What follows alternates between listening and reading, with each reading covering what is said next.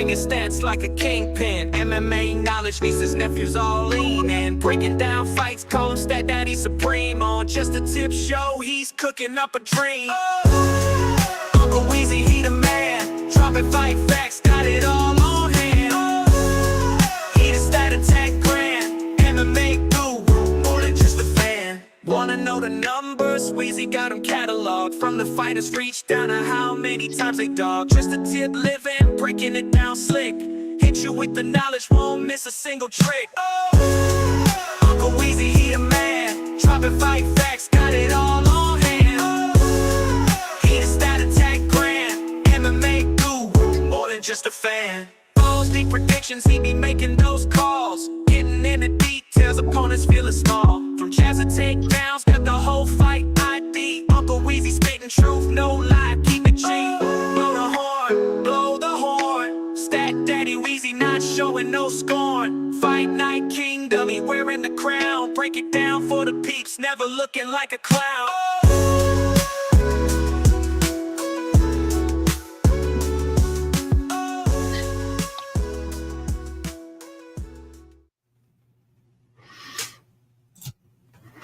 Oh, yes. What's going on, everybody? It is Tuesday evening, 10 o'clock Central Time. We got a UFC card coming up this Saturday, so you know what that means. It's time for Just the Tip with me, your host, Uncle Weezy. We got it going on this Saturday night, UFC Apex, UFC Vegas 95, headlined by a 700-year-old vampire named Nosferatu, who now goes by the name Sergey Spivac. He's going to be facing off against Polish heavyweight Marcin Tybura. That's your main event. Your co-main event was supposed to be Chris Gutierrez versus Javid Basharat. I don't know what happened to Basharat. He had to pull out. In steps Quang Lee, Vietnam stand-up. This kid is making his UFC debut on short notice. He was supposed to be on Dana White's Contender Series about a month from now. Stepping in on short notice to take a guy in Chris Gutierrez on, who's been, up at the top of this bantamweight division, top 15 guy now for a minute. So it's a really tough short notice test. We got 9 other fights besides the main event on this card. Total of 10 fights. The cards kind of fell apart like a Chinese motorcycle over the last 3 days here. We lost Gutierrez Basharat. We lost Nascimento versus Filio. We lost Kinoshita versus Parsons. So, we definitely lost some of the better, more exciting fights on this card. But the most exciting cards are the ones that we make money on. So we're going to try to find the spots that stick out, try to find the plus EV bets so that we can all stack cash tickets like flapjacks for this event and have a 1 week or however long winning streak going into UFC 305 when we go to Perth next week to see Dricus du Plessis defend his middleweight belt against Israel Adesanya in Australia.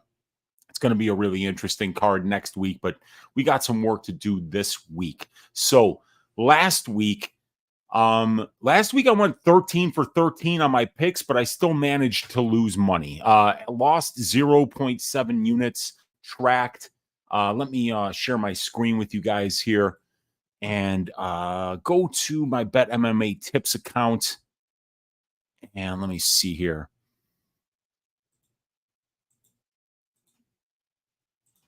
Log in here and find out the results from last week. We had some winners, we had some losers, but we got to 0.68 units down, losing bets. The under 1.5 rounds for Oleg Sachek versus Magomedov did not cash at plus 145. The under 2.5 rounds for Dante Almays versus Shamil Gaziev did not make it to the line. Obviously, Gaziev broke his right hand on the first punch that he threw and was unable to do any damage after that. Let's see. Oleg Sachek by KO round 1 for a quarter unit. That lost. Ferguson by submission for a quarter unit. That lost. The probability parlay lost, which was violence in the Oleg Sachek fight and violence in the Brenner Alvarez fight. Under 2.5 rounds, it went over 2.5. Kuta Delatse to win by KO. Also a loss, but we cashed on the Nurmagomedov Kuta Delatse money line parlay for 0.98 units. We cashed on the under 2.5 rounds for Ferguson Chiesa plus 130 for 1.3 units. And we cashed on Mackenzie Dern's money line, my biggest bet of the week, 2.6 units to win 2.03. Dern looking her price. Not a phenomenal bet, but she definitely won the fight. Got 2 out of 3 rounds at least. I thought maybe all 3, but either way, down 0.68 units. It was a rough card for a lot of people last week. Looking to move forward and put up a win this week, though. And we're going to have some chances to do so. I've already got 3 track bets on this card, and I'm looking forward to adding some more here as I continue to do the research throughout the week. But I'm ready for you guys today to break down these fights. Let's see what's going on in the chat here with you guys. Let me see here. We got Brahma B is the first in the room saying, "Oi, first one here. Ahoy, hoy. Yes, let's go, man." Olajuwon Dream with a hearty. Oi, what is up? Dixon in the room saying, "Oi, Prophet Weezy, I'm ready to break down this card with you in the chat. I am here to do that with you." TH in the room saying, "Oi." We got the general in the room taking notes. We got Jester in the room saying we need the old Spivac graphic back, Weezy. Yeah, man, that's one that my guy Kiwi, who's in the chat here, his kids actually photoshopped that picture for me. So we've got that one going, man. We got Javier saying, "Let's go." We've got Volcan in the room saying, "Oi, what's up, Volcan?" We got Broke DGen saying, "Got this phone on home stereo, 112 decibels, listening to other music, hearing intro loud. He's going to rewind it once." There we go, man. We got Iceland Farts in the room saying, "Hey, Unc, are you up or down overall for the year?" I am down 1.2 units for the year so far. I've been kind of just like going back and forth over zero and over that zero mark for the year over the last couple of weeks here. Definitely started off the year on a little bit of a skid, and I've been slowly kind of just getting it back. But you can take a look here at the graph. Recently, there's definitely a little bit of an uptrend, actually. If I were to, sorry, there we go. Down here was the low, and we're kind of moving up from that spot right there. But yeah, man, definitely down for the year at 1.2 units right now. So it's a little bit frustrating, but it's that kind of a year. You know, these markets are getting a lot sharper. The bounces sometimes don't go your way.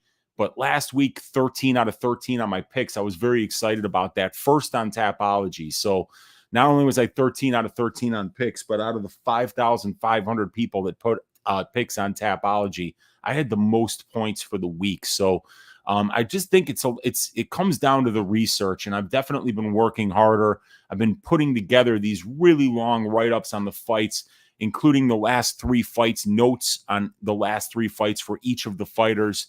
You see there, and then we get the on-paper advantages like measurables, experience, strength of schedule. We do a summary of the fight where we talk about the striking, about the clinch, about the grappling, and who's got the advantage in what spots and how we see the fight playing out. We got the pick. We got the best bets. And I've been kind of going through these, really kind of closely examining strength of schedule, really closely examining the notes, doing all the work, putting it all in, and then reading it over once before I come to the decision of who I'm going to pick. So I think that it's coming around. The process of which I'm using to make fight picks and make bets is starting to be a lot more focused and a lot more based on the research and the tape study than it is necessarily just the pricing of the lines. So looking to start really knocking it out of the park here. But hopefully last week's 13 for 13 and first on Tapology is a affirmation of these new research methods, which I'm going through for each fight now, which will hopefully lead to a lot more success in the future here. We got UFC picks and balances saying USA basketball cruising. That's what they always do. We do always usually have the best team. Volcan saying that Oi was deep and pitch perfect. Hunk, appreciated, Volcan.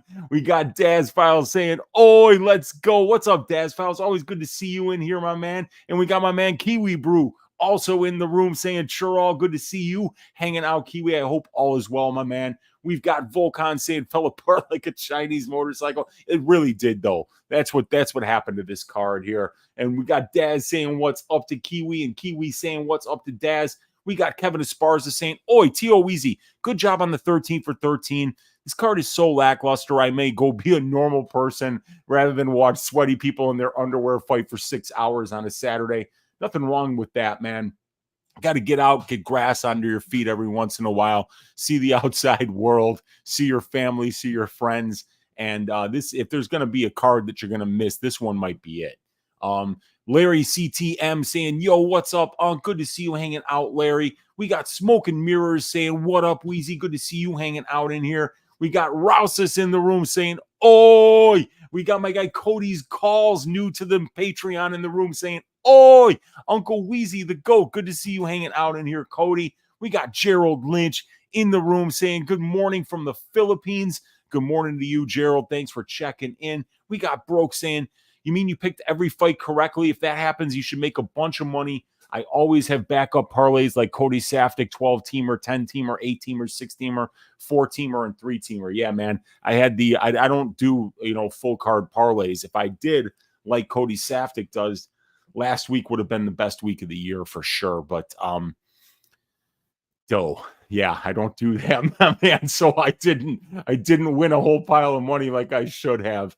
When are you dropping the write-ups on the Patreon? I do it usually after the show, my man. But yeah, as a matter of fact, I can just here, let me share it, copy the link, and then I will post that to the Patreon right now for you guys on stream here. Create link, Control V, UFC Vegas 95 fight write-ups. And here you go. So next, and that goes to all the paid members, publish. And Cody, you ask, you get, my man. The write-ups for the fights are dropped on the Patreon as of right now. Another great reason to join the Patreon. I will talk about it after we're done talking with all the people in the chat here. Broke DGen saying the most disgusting thing that's ever happened because of how big of a fan of Strickland I am. Obviously with the avatar everywhere and the Michael's American Psycho shirt and my American Psycho mentality was that Strickland fight back with the so-called champion, and you'll see that he beat the shit out of him. Round 5 was closer to a 10-8 for Strickland than for Dricus. Yeah, man, that was a close fight. That was a close fight. I thought maybe Dricus won it, but I think I was kind of drunk when that fight finally got on, and I really wasn't sure who won it, so I definitely got to go back and watch. And usually when a fight is that close, it's the champion that gets the nod, but it was actually the challenger that got the nod this time. So I'm going to definitely have to go back and watch that. And yeah, and Broke DGen saying that he had a 4-1 Strickland or 5-0 Strickland. So I am going to have to check that out. Crazy stat. Tony Ferguson's for the last record for the last 20 fights is 12-8. 12 wins in a row, followed by 8 losses in a row. That is crazy, man. That is nuts. D. Spearman in the room saying Uncle Weezy. Broke saying Drickus has no right to that title, none whatsoever. We got Remdog saying, what's up, Uncle Weezy? It's just a tip back on Tuesday nights. I want to keep doing it on Tuesday nights, especially during Contender Series when it's right after the Contender Series. That was the original reasoning for putting this show on Tuesday nights at 10 o'clock Central Time was people could watch the Contender Series, the time of year that's on, watch the whole show, and then tune in to get their full card breakdown for the fights coming up that Saturday. So yes, I'm going to try to keep it on Tuesday nights. When I was doing it on Wednesdays, it was because I was doing these long ass fight write-ups, but because of that, Remdog, it just took longer for me to break down all the fights and get the content out. And we got Broke saying Israel's going to destroy him, and then we get Strickland to fight Izzy again. That would be interesting. Yeah, I mean, we'll see if Izzy's fully back because Izzy looked washed against Strickland. Strickland just beat the hell out of him and almost finished him in the first round. So we're going to have to see if he can come back looking like the pre-Strickland Israel Adesanya. We got Remdog in the room saying, oh, God, the Dogfather, my guy in the room saying, Big Weez, what is up, Dogfather? Good to see you hanging out in here. One of my favorite shows now, Dogfather and Lou Betcha over on the Way Past That channel doing a full card breakdown and like an early look every week. So go check out that card. Check out that show that him and Lou Betcha does. Really good one. D. Knowles saying, Danny Barlow fight week. Let's go. I can't wait to talk about that one, man. Dan Nord saying, totally crushed it last week. Parlaying your picks. Stacking. Thanks so much, brother. Keep up the process. Yeah, man, the process is hard work and a lot of research and a well thought out methodology for going over these fights. And as I get more and more familiar with that research and with that methodology, I hope that the results will continue to speak for themselves, Dan. So let's keep it going this week, man. Let's find some more winners. We got Kristen saying, oi, back to Vegas to visit the Apex. Excited for the breakdown. Thank you, Kristen. You're always putting out little notes for stat diggers and letting people know where to find it. Appreciate you, Kristen. Let's stack them high this weekend. We got Jacob saying that whole Canada card was shit. Well, I mean, like there were some that were really good. I enjoyed when one of the Canada cards had a really good one where all the Canadian fighters won. Larry CTM saying that's on these picks. Chepe, Barlow fight over 1.5 rounds. Zalal fight over 2.5. Grigoriou, Williams fight over 1.5. And Gutierrez. We'll be talking all about that. We got Dixon saying, what? Everybody hit the thumbs up. Time to start the show. Let's go, man. But Dogfather saying, blessings, Lou. Thank you. Blessings. Thank you. You got it, man. Anybody who acts like they're going to have to do something instead of this, or they have time for this or time for that, is pathetic to me because I have one of the busiest lives ever.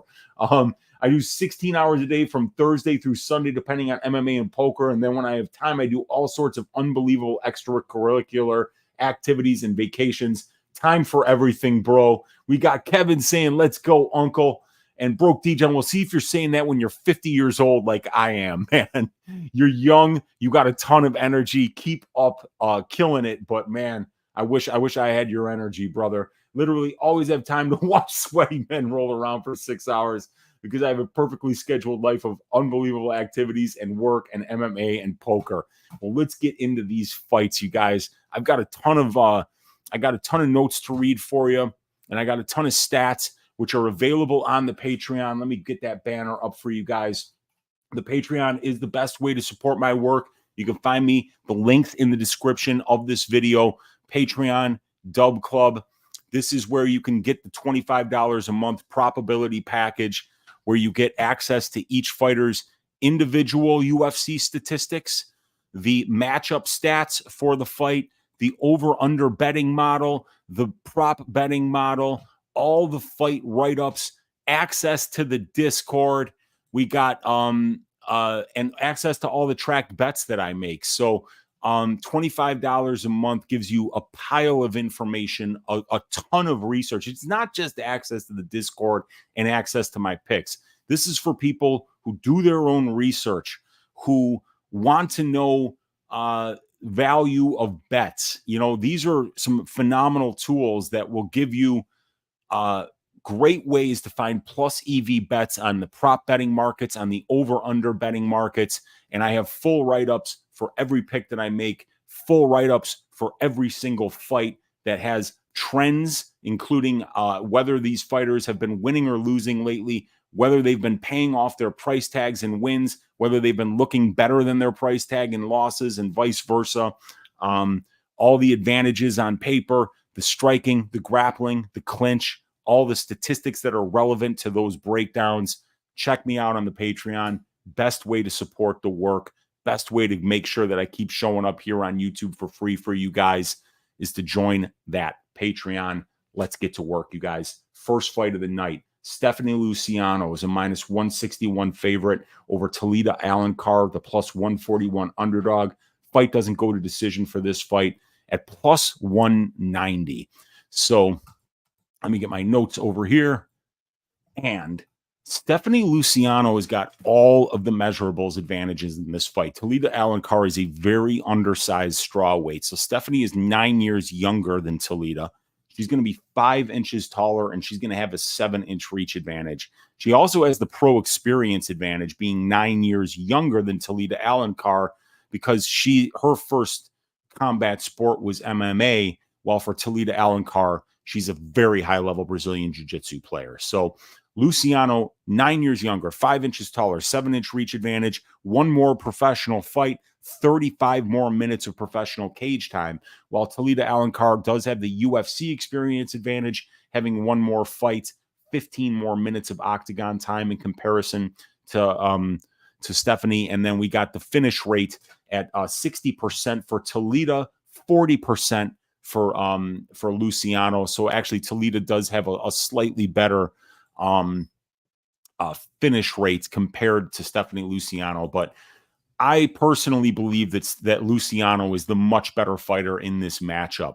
She's got huge measurables advantages, being 9 years younger, 5 inches taller, having that 7-inch reach advantage. She has more pro MMA experience. She's the more well-rounded fighter with the much, much, much better conditioning. That's very important. Talita is a pure grappler who just has shown in both of her fights against Luciano and Rayando Santos that she slows down late in fights and that she's entirely dependent on having success in the grappling exchanges in order to win minutes and bank rounds. So while Luciano has showed that she can find multiple paths to victory, she is the former Jungle Fighty strawweight champion. And in that championship fight, that 5-round fight, she showed a very mature skill set there. She pressured relentlessly to close the distance against a taller, longer opponent with a dangerous kicking game. She dominated in the clinch and on the mat to win the last 4 rounds of the fight. But the first round of the fight, she kind of stayed at distance striking range and made the adjustment, realizing I'm having a hard time closing distance against this girl. I'm having a hard time landing my punches when she's having a much easier time landing her kicks. So Luciano in the second round came out and started pressuring relentlessly for the last 4 rounds, not allowing the fight to stay at distance striking range where her opponent, Karina Ariadne, was going to have the advantage. So she won the last 4 rounds of that fight and won the Jungle Fight Strawweight Championship. The fight before that against a shorter opponent in Aline Oliveira, we saw Stephanie keep the fight standing. We saw her use her length and her superior kickboxing to pick Aline apart at range and find a finish early in the second round there. So Stephanie is still only 24 years old. So I do see her as a solid, well-rounded prospect with a lot of upside, especially at that age. Talita is a specialist. Now, she's a 6-time IBJJF world champion. She is a black belt in Brazilian Jiu-Jitsu with a diverse takedown attack. She's got really good top control. When she gets you down, she keeps you there. And she's got solid ground and pound, and she can finish with the rear naked choke if she gets your back. So this fight is in the small cage, which is going to favor a pressure grappler like Alencar, because Stephanie's going to want to use that 5-inch height advantage, that 9-inch reach advantage. She's much bigger. She's going to want to keep this at striking range. So this being in the small cage is not ideal for Stephanie Luciano. And it's going to be harder to keep it at distance striking range because of the pressure and the constant wrestling attacks of Alencar. But Talita's striking is hot ass. No reason to be diplomatic about it, but Talita knows that. She's clearly uncomfortable at distance striking range, so she does what a fighter like her is supposed to do and use her striking to set up her entries on her takedowns, and she does a decent job of doing that. I thought Stephanie won the first fight. She made Talita work hard, and it gassed her out, and while the fight was on the feet, it wasn't even remotely close. If this fight is judged on damage as it's supposed to be, I think you'd have to favor the Luciano side here. She has all the measurables advantages. She has the much, much better striking, the much, much better conditioning. She's more well-rounded and experienced as a pro fighter. There are too many holes in Talita's game to exploit. The ass conditioning, the fact that she's way undersized at range, Her striking is awful, and she hasn't been close to submitting anyone yet in Dana White's Contender Series or at the UFC level. So I have to go with Stephanie Luciano to win this fight. And I even think a second or a third round finish isn't out of the question. If Stephanie can stuff the early takedowns or maybe even get back up when Talita does get her down, I could see her really emptying that gas tank of Talita early. And then once Talita's tired, it's going to be very difficult for her to secure takedowns. And it's going to be very difficult for her to not be getting punched in the face because this girl is an absolute heavy bag on the feet. So I am picking Stephanie Luciano to win this fight, and I'm actually picking her to win it inside the distance by third round knockout.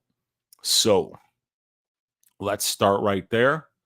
Rondinha by KO in round number 3 here is the pick. Let's see what you guys are saying in the chat here. We got Stacks in the room saying Talita, country ass sounding name.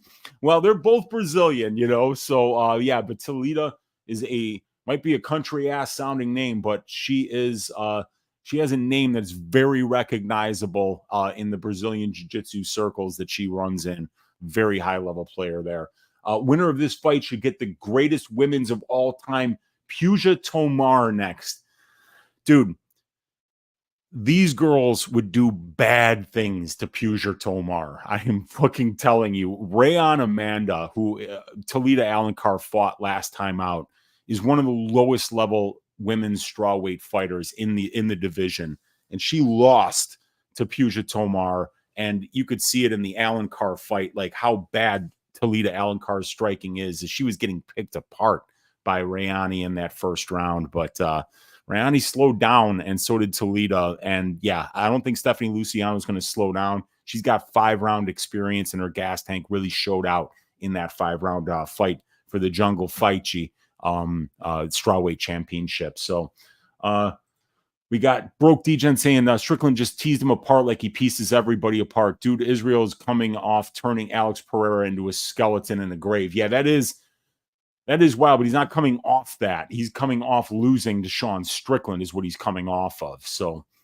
Davey Pace saying White Sox are up 4-1 in the 8th, and they're going to choke this, lads. How is everyone tonight? The White Sox are the worst team in baseball right now, but my Chicago Cubs not far behind. So they might wind up blowing it. Who knows, man?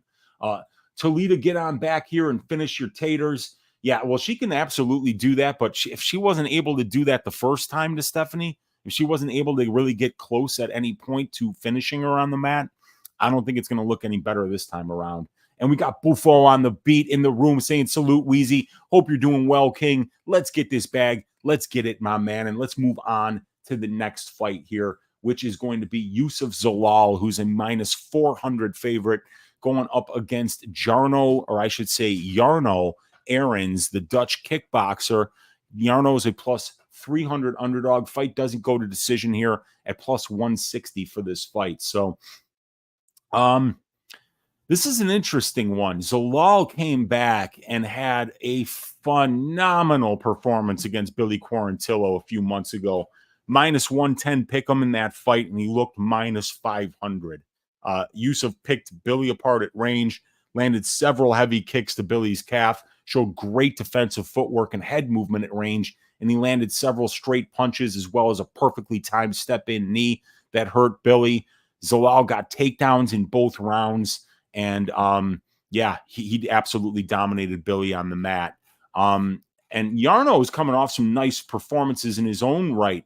30-27 win, unanimous decision win over Stephen Wynn. And Stephen Wynn pulled a Pearl Harbor job on Jarno there, where he came out and put his hand up to touch gloves, and then pulled the hand back when Jarno went to go touch his glove and blasted him with a calf kick. One of the dirtiest things I've seen since Colton Smith went for the glove touch and then shot for a takedown on on the Ultimate Fighter in the house, and wound up getting that takedown and winning the round as a result of it. So yeah, man, Jarno looked really good against Wynn.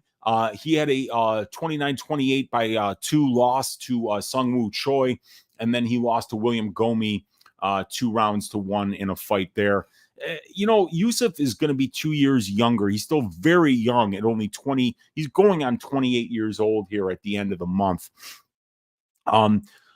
Excuse me. So this kid is still very young in the game, and he's already got 8 UFC fights and almost 2 hours of UFC octagon time.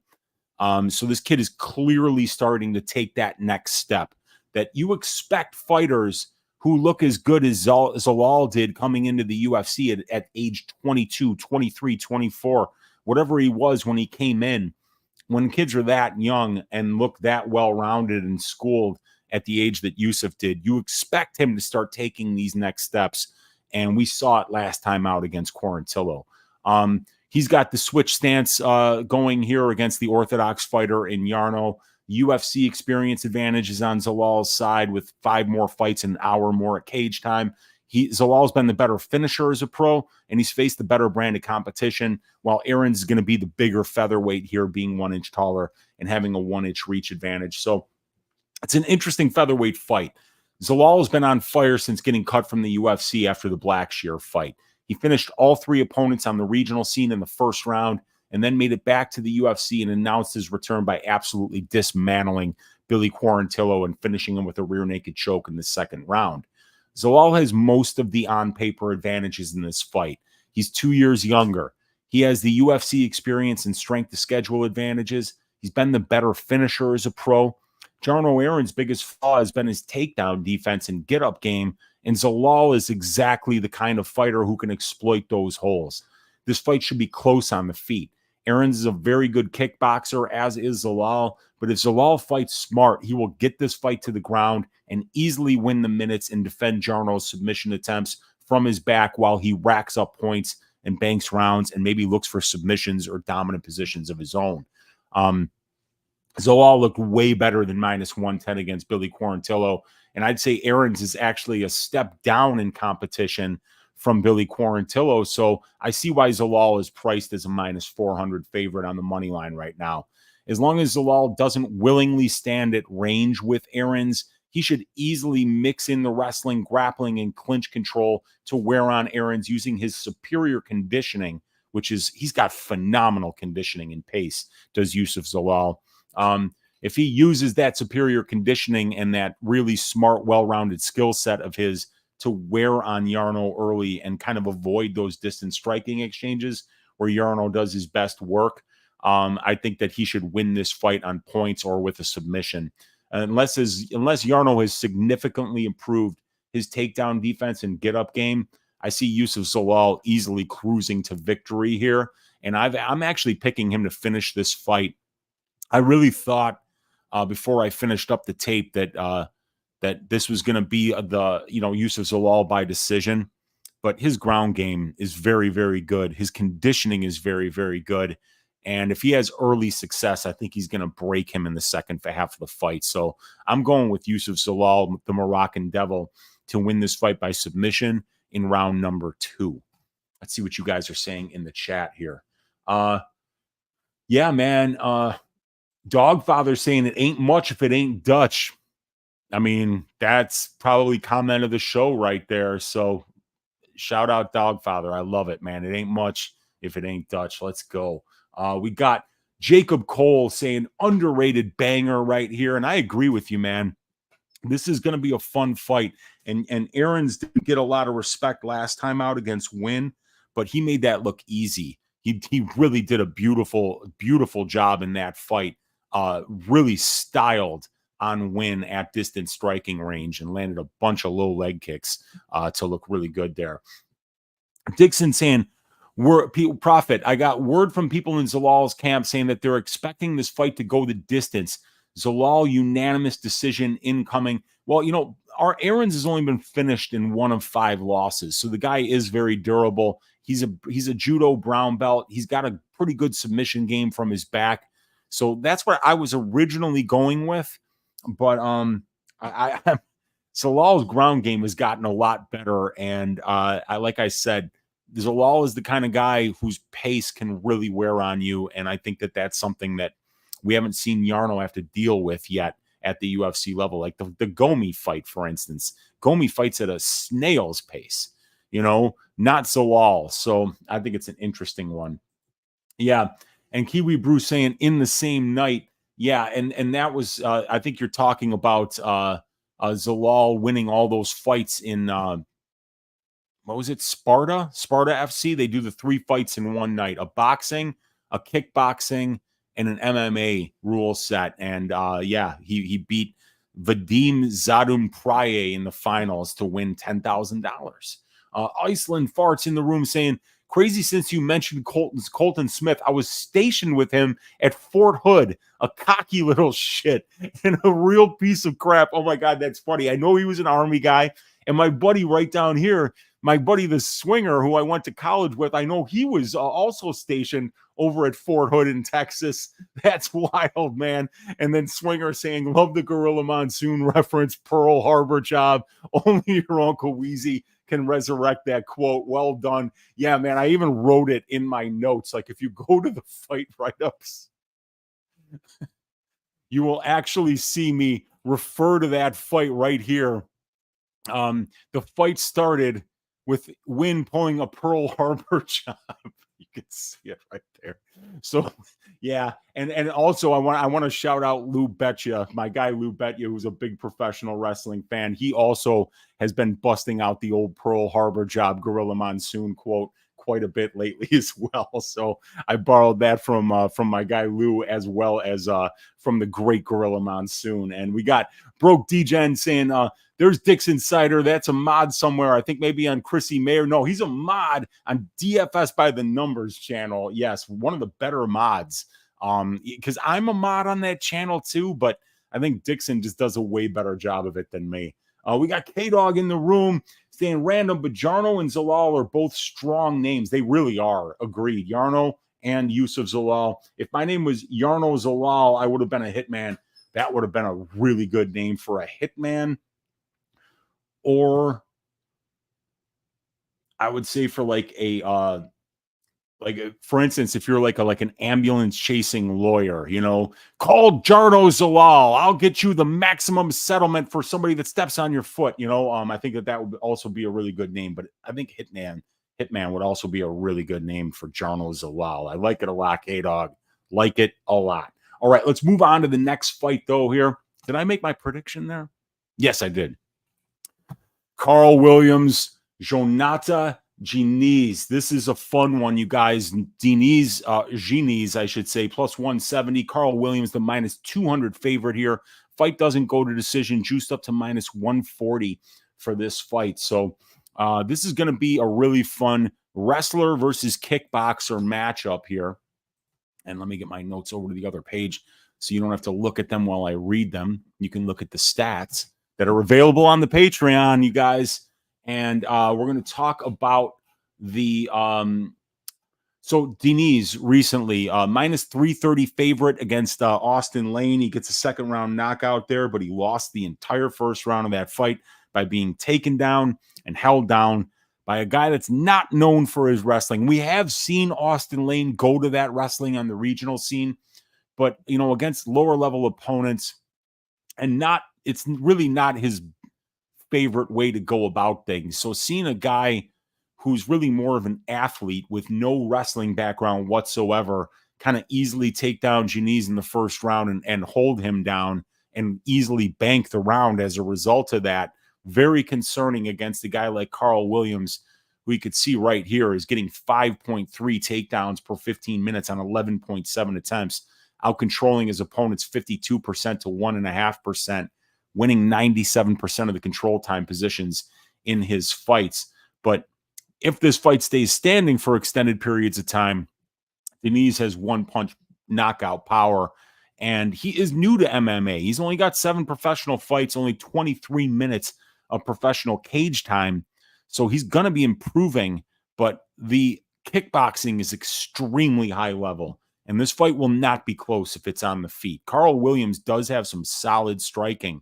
I think a little bit underrated for a guy that wrestles as well as he does, but he's undersized for the heavyweight division, and he doesn't have real power for this division either, while a guy like Diniz is, starch and hose in the first 6 minutes of every fight as a professional. So If we look at the advantages here that are on paper, Diniz is the younger fighter, a year and a half younger. He's 1 inch taller. He's the much better finisher, as he's been a very accomplished kickboxer with a ton of power in everything that he throws. 100% finish rate as a pro in 7 wins, all by knockout. 6 of those 7 wins coming in the first round. And Karl Williams has got the pro experience advantage, 4 more fights, about an hour and a half more of cage time. And he's got the UFC experience advantage with 2 more fights than Diniz and about 40 more minutes of octagon time. Karl Williams is the much better minute winner, as he's 7-0 to the decision as a professional fighter, while Diniz has only been out of the first round once as a professional. Karl is excellent conditioning, and that allows him to push a wrestling heavy pace that few heavyweights can keep up with. And the strength of schedule, is obviously on the Williams side, as Diniz is very new to the sport of MMA. So the regional scene competition that he fought was extremely low level. Karl has 2 more fights at the UFC level, and he fought at 205 pounds on the regional scene and had some solid opponents there compared to Diniz. So this is a classic kickboxer versus wrestler matchup in the heavyweight division. I could see either fighter winning this fight. Williams has done such a good job of using his wrestling to get takedowns and win a ton of minutes at the UFC level so far. He can get single and double leg takedowns as well as body lock trips. And once he gets on top, he's good at staying there and wearing on his opponents. Karl has 7 wins and 0 losses to the decision as a pro. And it's because his striking is serviceable and his wrestling and his conditioning are excellent. Karl is out-controlling his opponents 52% to 1.5%, winning 97% of the control time positions in his UFC fights. While for Diniz, it's just the opposite. Diniz got out-controlled 62% to 7.5% in his debut against Austin Lane, which is concerning because Lane has no wrestling background and isn't known for being a guy who dominates fights with his grappling. Jhonata is a high-level kickboxer with next-level power in all of his weapons. He's very accurate and technically sound, and everything he throws is meant to end your night. Diniz has a 100% KO rate in his 7 pro wins, and even though he's new to MMA, he's not new to combat sports, being a high-level glory kickboxer. On the Williams side, I favor the pro in the UFC experience and the strength of schedules advantages, as well as the ability to win minutes with his wrestling, top control, and ground and pound. And the door is open to wrestle, as we saw Lane have early success with the wrestling in the first round versus Diniz. On the Diniz side, you're getting the younger guy, the bigger and the stronger guy, who's the much better minute and moment winner in the striking exchanges with almost all of the finishing equity. Obviously, if Diniz is smart and has good coaches, he's been working on his takedown defense and get-up game nonstop since the Lane fight.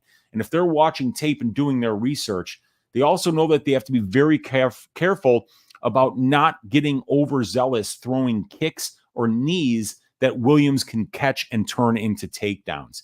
The calf kicks are going to be wide open for Diniz to land from the orthodox stance here, and he would be very smart to use them early and often, which could limit Williams' ability to explode into his double leg entries. If you watch the Chase Sherman fight against Karl Williams, that's the really disturbing fight if you're on the Williams side. He couldn't get Chase Sherman to the mat. Chase Sherman was stuffing his takedowns, and Chase fought really stupid because Chase was really hurting the calf of Karl Williams, but he just didn't go to the weapon nearly enough. But Karl was feeling those calf kicks and was on one really bad wheel there in the 3rd round. We also saw Karl Williams get very close to being finished by a guy in Justin Tafa who has no cardio in the 3rd round when Tafa clipped him coming into the pocket. But two out of the 3 rounds where Tafa got taken down, it was because Tafa got overzealous committing to his weapons and trying to knock him out. Jhonata is so much more technical. He's so much more clean. He's probably not going to get out over his toes. He's probably not going to get reactive double-legged here because he throws his punches straight to the target and is very accurate. So I'm going to go with Jhonata here. I think he improves his takedown defense, stays smart, tight, and technical at range, uses the calf kicks to set up the hands and vice versa, and he finds that KO probably in the first or the second round. I'm going to pick the underdog here. I'm going to be betting his money line as what I wrote in my notes, and I have already bet his money line, and the pick is going to be Jhonata Diniz to win this one by first round knockout. You guys think I'm nuts? What do you guys think? Let's see here. Hamzat, no one pulls out of fights like me. And then Alan Nascimento says, yes, there is. Dude, yeah, it was Alan that pulled out. That's right. He's got an illness. Yep. Alan hasn't fought in so long, you guys. It's been well over a year since we've seen Alan Nascimento. So, and that dude cuts too much weight to make 125. I really think he should move up to 135. Jacob Cole says, or an exorcist. What did he say earlier? Underrated banger. Okay, yeah, or an exorcist. We got Real Fight Pick saying Diniz is the boogeyman. Karl Williams better not gas. Karl Williams got great conditioning. I don't think he's going to gas. He just better not get hit. Let's see. Lou Betya in the room saying, how does this video only have 26 likes? Weezy had a perfect SAT score last week, and that's true. I did. And Lou says, sorry. I mean, oh, what's up, Lou? We got Ruthless Soda Pop saying, Jhonata Diniz about to shave some ass. I think he's going to clock Williams, and Williams going to shoot a sloppy takedown and get pounded out. Diniz so much faster than these slow fats. He's good as fuck, dude. I think Diniz is very good, and I'm with you, Ruthless. I'm picking him to win this fight. Yes, the Fat Rat, absolutely true. Worried a lot about Diniz's takedown defense. It looked bad in his last fight, but not in the second round, right? In the second round, he stopped all the takedown attempts from Lane and was able to land the big shots and get him out of there. So, and the thing about fighting a guy like Karl Williams is that you know the takedowns are coming. You've had a full camp. You know what Karl Williams is going to do. This guy's going to wrestle. So you've got to work your camp to make sure that you are getting taken down, that you're spending time on your back, that you're working back to your feet, that you're working on those holes in your game, because the striking isn't going to be close. We all know what this guy Diniz can do on the feet. He's been in there with Rico Verhoeven, and that guy couldn't even knock him out. So, you know, if he's able to keep fights standing at this level, the level of striking in the UFC heavyweight division is bad. It's really bad. You know, there's Tom Aspinall, there's John Jones, there's Pavlovich has got power, Derek Lewis has got power, but so few of these guys have any technical striking ability whatsoever. You know, it's so, yeah, I mean, like Diniz's takedown defense has got to get a whole hell of a lot better if he's going to win this fight. Williams always reminds me that Jimmy Lawson is the worst. Yeah, and Williams just flat out he out-wrestled that dude. Heavyweight is so doo-doo. I think Diniz will just KO him round 1 or 2, and I'm with you there, Deshaun. I think he can come in round 3 as well if what's his name has wrestling success in the first 2 rounds. Diniz's cardio seems solid. Interesting fight. Damage versus control argument if Diniz can stuff a takedown here or there. Yes, agreed completely, man. Because, you know, we've seen Karl Williams have success with the wrestling against guys like, you know, Lukas Bresky, against guys like Justin Tafa, but we've also seen him not be able to get takedown. Like Dresky stuffed a bunch of takedowns. Chase Sherman only got taken down once in 3 rounds against Williams. And I guarantee you, you know, Diniz is going to do bad things to Williams if he can't get this fight to the ground. Zach's going with Diniz KO. We got Twizzy Rich saying, I think Diniz is more of a live bet. If you're on him, I could totally see that, Rich, because obviously this guy Williams early in fights is getting those takedowns and racking up that control time. So I can totally see that. Williams unanimous decision, says Jacob Cole. Zach Johnson says Tafa sucks too. Yes, he does. Chase Sherman, best to ever do it. No one can take him down or hurt him except for the 12 guys that did do it. But outside of those 12 guys, go find me somebody that did. I'll wait, you know. Finish only for Diniz is going to be a little bit juiced. Yes. Zach saying Chase was stuffing those takedowns. He sure was. But Chase has always had good takedown defense. That's something that Diniz doesn't have yet, you know, because Chase has always been known for having good takedown defense, having good calf kicks. So if he can get that takedown defense to Chase Sherman levels, which is pretty good actually, he should be able to land those calf kicks like Chase should have done more of against Williams and probably get this win. A Chromatic saying, I'm glad you're picking Diniz. He's my pick. Second round KO. I'm going with round 1, but hey, man, second round will be fine with me too, dude. Alex Ramirez is in here taking notes. We got Zach saying you might as well sprinkle the KO too. I've got 1 unit on Diniz at plus 185. So I think I might just keep it there because the KO prop is like plus 200. So I'd much rather play the money line. Finally, data-driven UFC pick says lame MMA. Appreciate you, lame. Yeah, dude, they're data-driven, but there's a lot of tape that goes into my methodology as well for analyzing these fights. But I definitely do use a ton of data, and I have it all available on my Patreon. Twizzy Rich saying, I'm on Diniz too, but I'm going to live bet him instead. I get it, man. Dogfather saying, like Diniz myself, have a unit at plus 205. Oh, damn, dude. You beat the shit out of what I got. I got plus 185. Nice line there, dude. That's really nice. Josh saying, I tuned in just in time to hear you pick Diniz. Holy shit, that is surprising. Dude, Karl Williams is a great fighter. I've max bet Karl Williams in his debut against Lukas Dresky at minus 200. So I think I've got a pretty good idea of what Karl Williams does really well. And I think that Diniz should be a lot closer to a pick'em this week because of the transcendental power that he has in his hands. Round 3 KO live for Diniz, says Baby Sharp MMA. I think it's live. Yes. I mean, Tafa almost got Williams out of there in the 3rd round. And like I say, Tafa's a guy who will jump into shit and just throw shit wide and do all that. Diniz is going to be poop right down the middle. Everything's going to be right to the target. And he stands right in front of you too.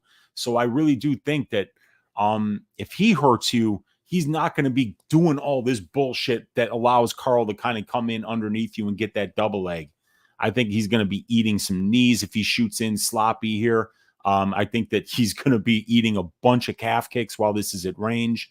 And I think Diniz is live for a KO in any of the 3 rounds. We got Cam 13 in the room saying, what's up, Weezy? Do you think Diniz hits harder than Tafa or Sherman? Definitely harder than Sherman. Tafa hits extremely hard, just like Diniz does. I don't know who hits harder, whether it's Diniz or Tafa, but I do believe that Diniz hits a lot harder than Chase Sherman does.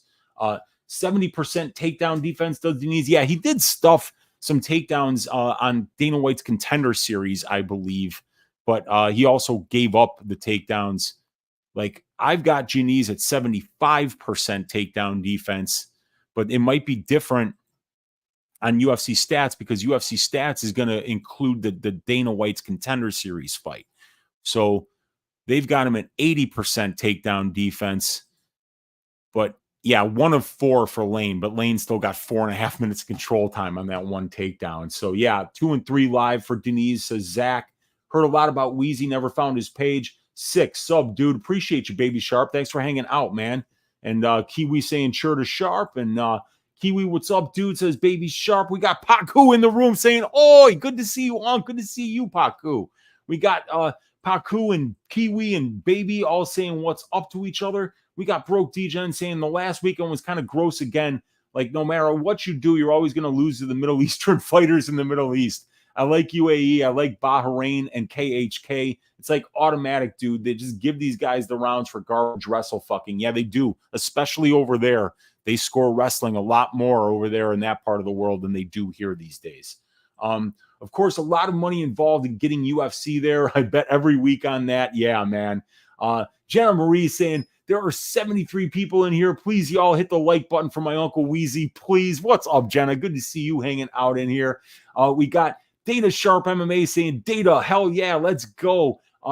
Zach saying, even if it goes to decision, the damage might beat the control, and that is a possibility. That's why I think this line is off. That's why I had to bet the Diniz money line. Twizzy saying, I've got a plus 800 parlay riding from last week, but I need Tybura and Zalal. Not worried about Zalal, but the Tybura fight is shaky. Pray for me, boys. Yeah, you can hedge out on Spivac then. at the end if you want, but I think if Zalal doesn't get it done, I'd be shocked this week. We've got Broke DGen saying, remember how I said Vucenic ass shaving? If the names were reversed, it would have been 10-8 in the first for 29-27 victory. Yeah, he had a big first round there. We got Weezy in the room saying, Unc, is that you? Yes, it is. It is Uncle Weezy here. What's up to Weezy, who's in the room here? We got Broke DGen saying, watching the second round again, the cheating Middle Eastern did nothing. He's not Middle Eastern, dude. He's Georgian. Tafa was on short notice in that fight. No, he wasn't. Tafa's, you're thinking of Junior Tafa when he fought, oh, God damn it. Junior Tafa was supposed to fight, or Justin Tafa was supposed to fight Marcos Rogerio de Lima, and then Junior had to step in for Justin because Justin got hurt like the day before weigh-ins. We got Benino saying, just got off work. Karl Williams can't finish a sandwich. We got Colby saying, oi, let's go, Weezy. Zalal, Karl Williams, Barlow parlay, he says, is a lock this week. I am not with you on the Karl Williams money line, but man, if he gets takedowns in every round, he can make this look easy. K-Dog saying UFC done with Karl Williams style fighters. That could be, man. They certainly got rid of Makayev. Williams Diniz is a 50-50 match in my eyes. I like Diniz spread as a parlay piece too. I don't mind it either, man. And Davey Pay saying White Sox closed the game. I won $260 in a parlay. There you go. Nice cash there, Davey. The White Sox do win every once in a while. All right, let's move on to this next fight. It is going to be Karol Rosa versus Pannie Kianzad. Rosa a minus 200 favorite here. Pannie Kianzad plus 170. Fight doesn't go to decision for this one at plus 300. Let me get the stats up here on the screen for you guys, and we're not gonna spend a lot of time talking about this one. This one goes to decision 80% of the time. That means the judges get involved 80% of the time, and I don't trust the judges to make good decisions in women's mixed martial arts fights. So this would be dog or pass for me, plain and simple. Both of these ladies throw a lot of volume. You see here at distance. Now, these are the distance striking stats that I have available on my Patreon. And these are very important statistics, especially when you got fighters with big sample sizes. When you see a fight that you think is going to take place at range and both fighters have got 10 UFC fights, you're going to be able to see the distance striking numbers over the time period that is spent at distance striking range. So you could see here how much volume Karol Rosa throws. She's throwing 17.1 distance strike attempts per minute, landing 9 of them. But Pannie is landing 7.1 out of 15.7. So Pannie's throwing a lot of volume as well. And she's landing an above average amount of volume as well. Rosa has landed 2 KO or knockdowns and absorbed 1, while Pannie has landed 0 knockdowns and absorbed 3. So I would say that Rosa might be the better moment winner while this is at range, but you're talking about 2 knockdowns in 9 fights. So the probability that somebody's going to win a big moment in this fight is probably pretty low. But these ladies are going to be throwing a lot. Pannie Kianzad has about 66% takedown defense, and Karol Rosa will mix in that wrestling. She's attempting 2.7 takedowns per 15 minutes, getting 1.2 of them, right about the divisional average, and showing just a little bit better takedown defense on the aggregate than Kianzad is. So Karol Rosa does just a little bit more at range. She's more likely to win some minutes in the grappling exchanges here, as you see that she wins about 61% of the control time positions in her fights, while Pannie only wins about 31%. So if you look at the strength of schedule, Pannie Kianzad has faced the better brand of competition and has beaten the slightly better brand of competition at the UFC level. Pannie's going to be a little bit older, though. So, yeah, I mean, I think that this fight is going to be close. I'm going to pick Karol Rosa to win by decision, but you don't lay minus 200 in margins like this. You don't lay minus 200 when the judges are supposed to get involved 80 out of 100 times in this fight, according to what the fight doesn't go to decision prop is priced at. So this is one where I think that the markets got it right, that Rosa should be the favorite here because she throws a little bit more volume, because she's got a little bit more of a well-rounded skill set and can win minutes in the grappling exchanges as well as in the distance striking exchanges. But Pannie has faced a little bit better brand of competition. You know, the combined records of her opponents, 66 and 45 at the UFC level, while for Karol Rosa, it's 41 and 40. So Karol Rosa money line is minus 200, but you can get Karol Rosa by decision at plus 100.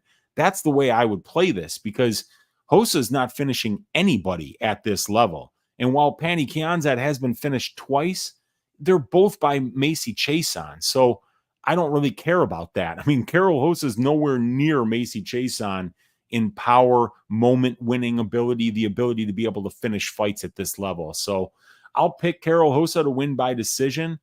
And I would much rather play her decision prop at even money than lay minus 200 on her money line, and just know that Pannie Kianzad has been finished a couple of times and she's coming off being finished. But I don't think Karol Rosa is even close to being nearly as dangerous as somebody like Macy Chiasson. So yeah, the pick's going to be Karol Rosa to win by decision.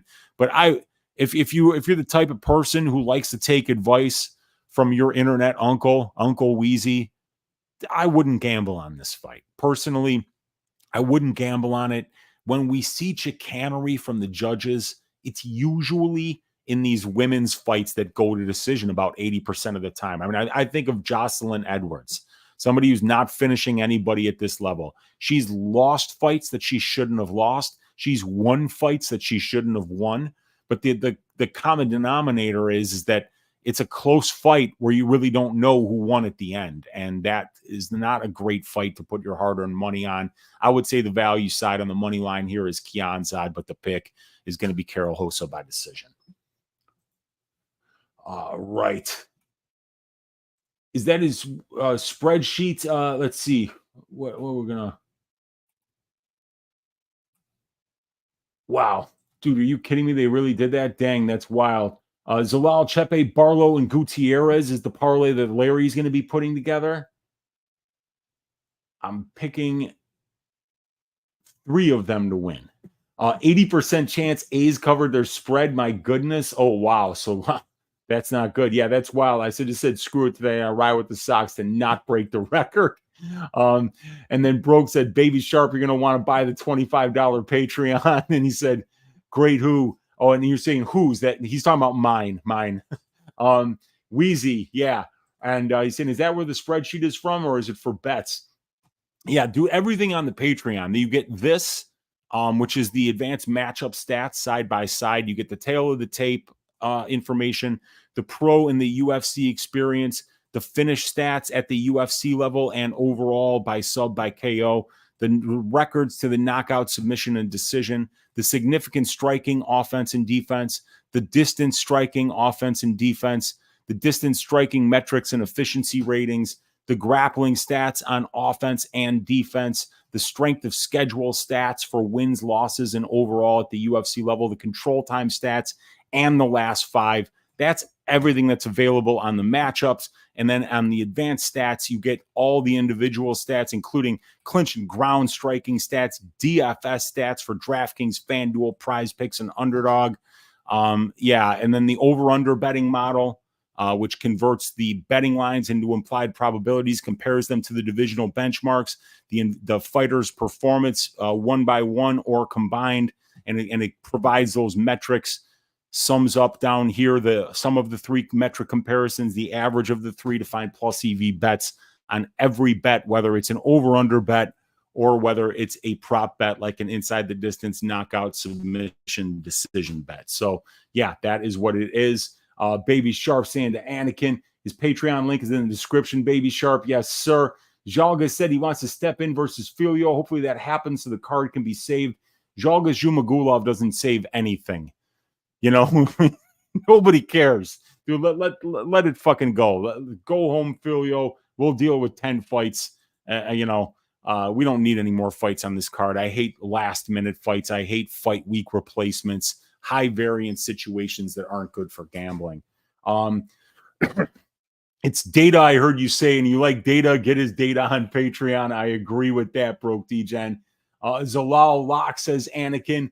Weezy's Patreon plus EV says Remdog. Appreciate you, man. And you played Rosa decision plus 110. I think that's the way to go with her.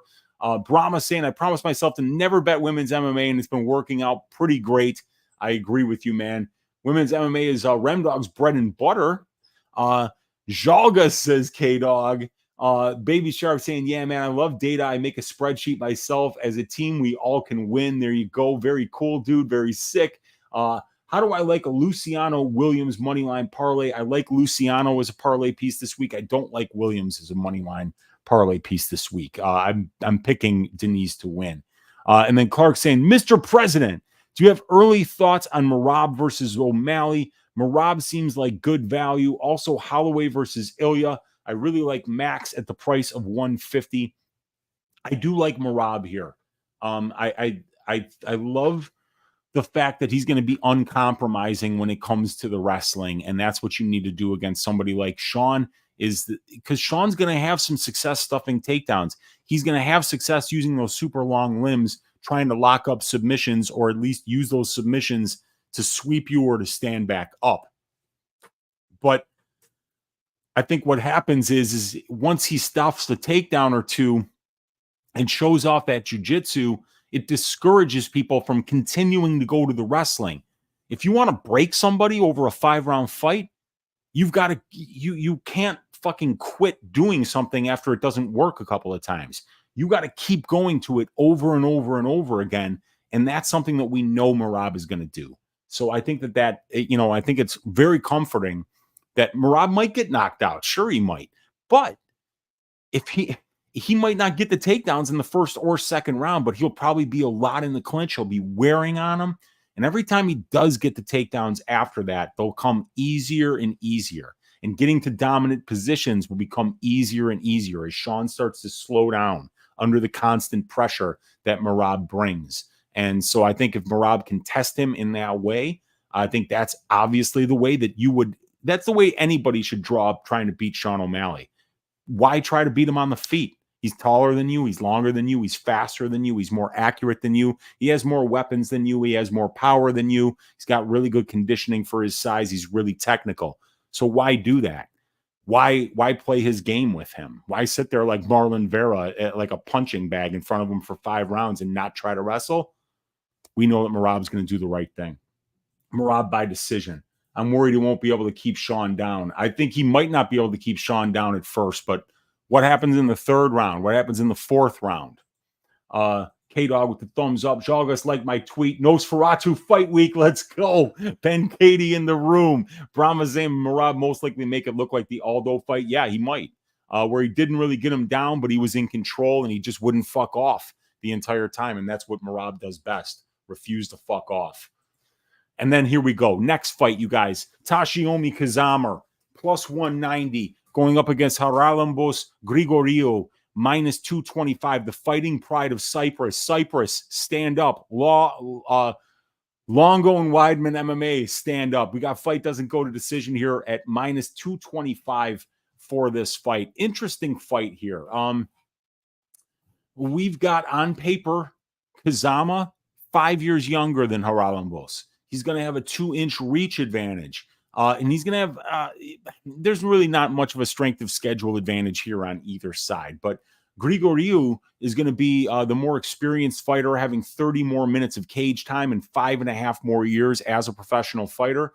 And Grigoriou is the more durable guy. Kazama's been knocked out in 3 of 4 professional losses, while for Charalampos, it's only 1 knockout loss in 4 losses as a pro, and it was Christian Rodriguez, the guy that finished Charalampos. So I trust Grigoriou's chin and durability a lot more in this matchup. So this is going to be a pretty well-rounded fighter in Grigoriou, who's got a lot of power on the feet, against a guy in Kazama who's entirely grappling dependent. He really is a grappling specialist. The striking isn't there. The durability at distance striking range is not there as well either. So both of these guys are coming off losses and looking to bank their first UFC win.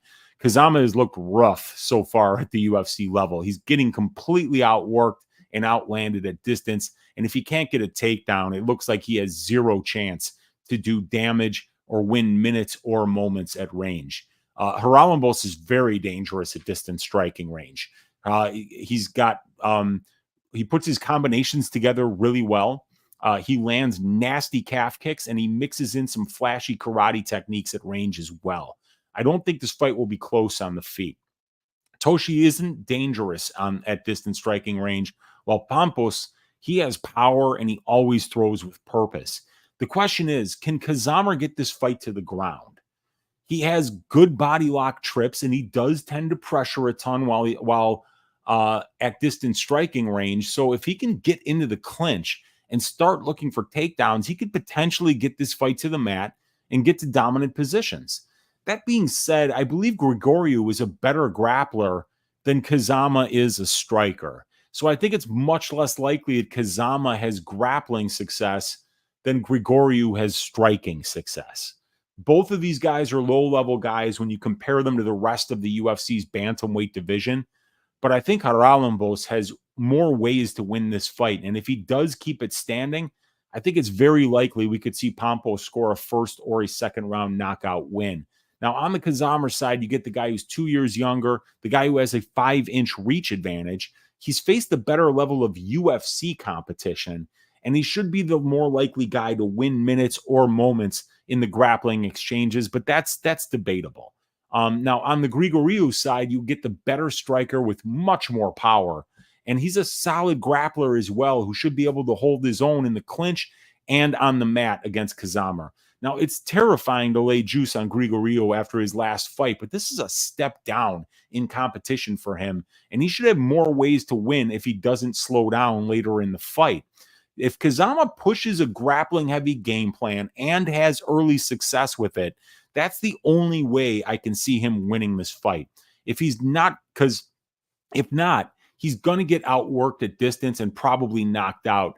And since I don't think Kazama's wrestling is UFC level yet, I'm going to have to go with Charalampos Grigoriou to win this fight by second round knockout. And we got the ferocious Charalampos Grigoriou, and I got him getting this one by second round knockout. Let's see what you guys are saying in the chat here. We got Baby Sharp likes, I like the round 1 KO here. I like it too, but I would go rounds 1 and 2 because Kazama might get some takedowns early. And if he does, he's very good on the mat, and he should be able to consolidate some top control and work some clock. So, you know, you might want to give Grigoriou a little bit more than 5 minutes here because Kazama's most likely to have grappling success probably early in the fight when they're both dry. We got Action Jackson in the room saying, why are so many people betting Kazama? I don't see it. Maybe they think he can, you know, I mean, like if you're betting Kazama, it's because you think he's going to have grappling success. So that's why those people are betting Kazama. Personally, I know that Charalampos at the camp that he's at, grappling with guys like Aljamain Sterling and Merab Dvalishvili, you know, learning from guys like Chris Weidman and Ray Longo. And I don't know if Matt Serra is involved with those guys anymore, but obviously Matt Serra is a phenomenal grappler, you know. So, you know, Grigoriou, we know what he's seeing in the training room on a daily basis. Guys working with Dennis Bazookia, too, who's a good fighter. So he's in a room with a lot of studs. And I just think that Grigoriou is a pretty safe play this week because it's hard to picture Kazama having any success at distance striking range. But I could also picture Kazama getting, you know, maybe gets sloppy on a takedown and winds up on the bottom here. And he might wind up, you know, really absorbing a ton of ground and pound underneath a guy like Charalampos, who's in the room with much better grapplers than Toshiomi Kazama on a daily basis. So I don't know why the people that are running Kazama are doing it because they think he's going to out-grapple this kid. Anakin saying, after Charalampos lost to Chad and Helliger, it's hard to tell if he can win this confidently. Yeah, I mean, we're going to find out, but it's a different matchup. Grigoriou was one of the few guys who couldn't take down Chad, who got audited by Jose Johnson. Bit concerning. Plus, Kazama has some upside. Grigoriou, bit sketchy. Yeah, but that's the thing. Grigoriou doesn't need any takedowns here. I mean, Grigoriou's the far better striker here. So as long as Grigoriou can stop the takedown attempts from Kazama, like like Garrett Armfield was easily able to do, despite the fact that Garrett Armfield got audited on the mat by Brady Heastand. Yeah, I think that Grigoriou is a pretty good look here. And then Dogfather also saying Kazama can also improve. He's 27, coming off a year layoff, maybe leveled up a bit. Yeah, that's definitely a possibility. The kid's very young and he's huge for the division, which is a good place to start. Little safer with the 1 or 2 for sure. And then Brandon saying, "Oi, what's up, Unk and chat? No bets from me this week. This card's booty." I hear you, man. But let's try to find some more spots just for the hell of it. Why don't we do that? Next fight, Yana Santos, Foxy Yana Santos, formerly known as Yana Kunitskaya, is going up against Chelsea Chandler. Let the memes begin. This is an interesting one where we've got Yana being a minus 140 favorite here. Chandler, a little bit of a dog at plus 120. Fight doesn't go to decision here. Plus money at plus 240 for this fight. So we haven't seen. Let me get these stats up here on the screen for you guys. I didn't even put these guys' stats next to each other. My bad on that. And then here we go for Santos Chandler. Let's see here. Got the advantages on paper. So you got Yana coming off a split decision loss versus Karol Rosa. She was a plus 145 underdog in that fight. So she might have looked just a little bit better than plus 145. Loss versus Holly Holm as a plus 170 underdog. Holm really washed her there. And then she got knocked out in the first round by Irina Aldana as a minus 120 favorite in that fight. That was a great back and forth fight. And Chelsea Chandler coming off a win over Josie Nunez as a plus 120 underdog. Before that, she got styled on, lost a 30-27 unanimous decision to Norma Dumont. And before that, a first-round ground and pound win versus Julia Stoliarenko as a slight underdog. So Yana Santos, the much more experienced fighter. 15 more professional fights, 105 more minutes of pro cage time, 9 more years as a professional fighter for Yana. And then she's also got the UFC experience advantage with 6 more fights and 75 more minutes of octagon time. And Yana's got the strength of schedule advantage. She's fought, beaten, and lost to the more experienced fighters with the better win-loss ratios. Chelsea Chandler's 1 year younger. She's 2 inches taller. She's the southpaw here, and she's a very durable fighter. Chelsea's never been finished as a pro, while Yana has been finished in 3 of 5 UFC losses and in 5 of 8 pro losses here. But I think we still got a little bit to learn about Chelsea Chandler. But the problem is that Yana Santos is not really, I mean, let's look at the UFC experience here for Yana, because it's kind of hard to find any spots where she looked like a gigantic favorite. I mean, Lena Landsberg is a 30-27 win, but that's a lower level opponent. She got a 29-28. She barely beat, Marion Renault. She gets the unanimous decision win versus Julia Stoliarenko, who, I mean, she beat Stoliarenko by decision when Chelsea Chandler beat 7 shades of shit out of Stoliarenko and finished her. And then she's got this win against Ketlin Vieira that a lot of people thought she lost. I bet on Yana Santos in that fight, got plus 350 on her decision prop and cashed that. So that was nice for me. And she just did more. Like Ketlin kind of just like laid on her, and then she would lay on her for 4.5 minutes. And then in the last 30 seconds, Yana would get a reverse, get on top, and land a bunch of actual damage. But Yana doesn't really look minus 40 against anybody with a pulse. That's the problem here. I mean, like Stoliarenko is very low level. Lena Landsberg is very low level. Marion Renault, very low level. And Ketlin Vieira is a higher level fighter who won probably 13 of the 15 minutes of that fight. So, Yana's losing to Rosa, Holm, Aldana, Ladd, Cristiano, Chris Cyborg. So she's obviously losing to very high level fighters here. So Chelsea Chandler kind of fits somewhere in the middle of that.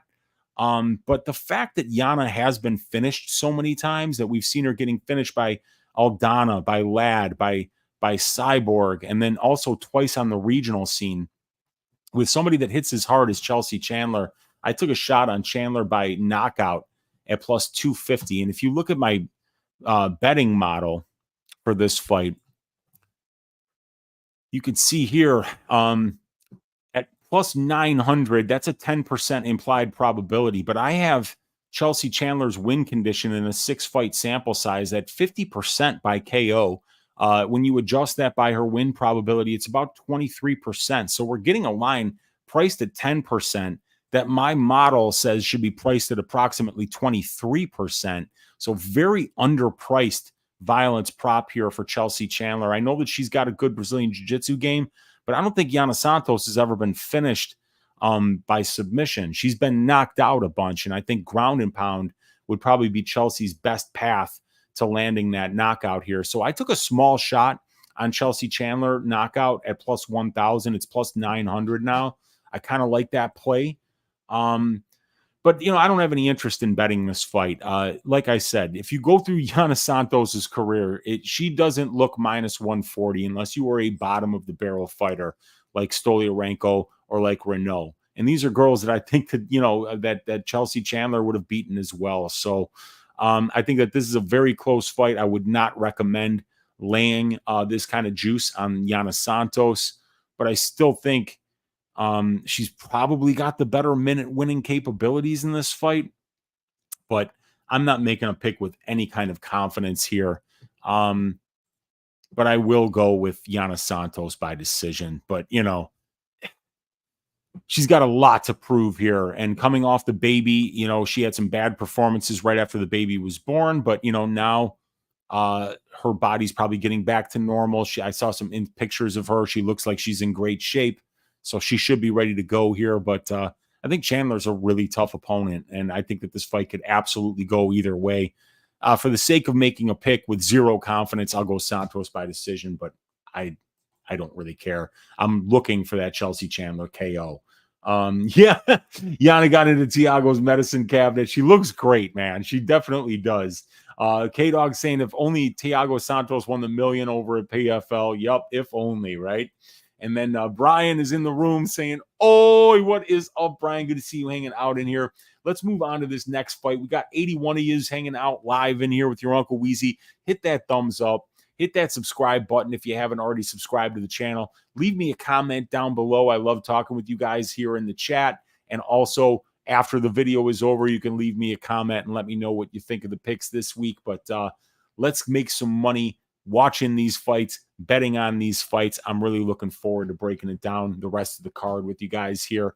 And please consider joining that Patreon to get access to all these phenomenal stats that you see on this show, that you see on the subscriber-only content like Balls Deep Breakdown, which I'll be doing tomorrow, like Probability, which I'll be doing with DFS by the Numbers tomorrow night after the DFS show on his channel. So get access to the subscriber-only content, get access to the betting models, to the matchup stats, to the individual stats, all the DFS statistics that you see here, all available on every fighter, on every card. Give you as much information as possible so that you can make the best bets possible, so that you could be a long-term profitable gambler, which is a great thing to be when you're betting on your favorite sport. So let's move on to this next fight.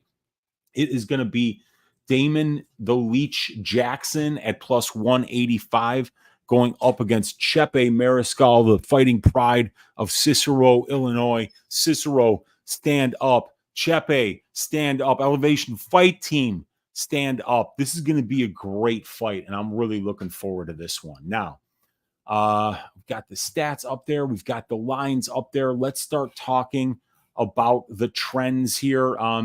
You've got one thing that I wanted to mention is that Mariscal has been an underdog to three guys that aren't quite as good as Damon Jackson. He was a minus 105 underdog in his debut to Trevor Peek. He was a plus 170 underdog to Jack Jenkins. And then after that, he was a plus 120 underdog to Morgan Charrier. So he won all three of those fights. The Charrier fight was very close. It could have went either way.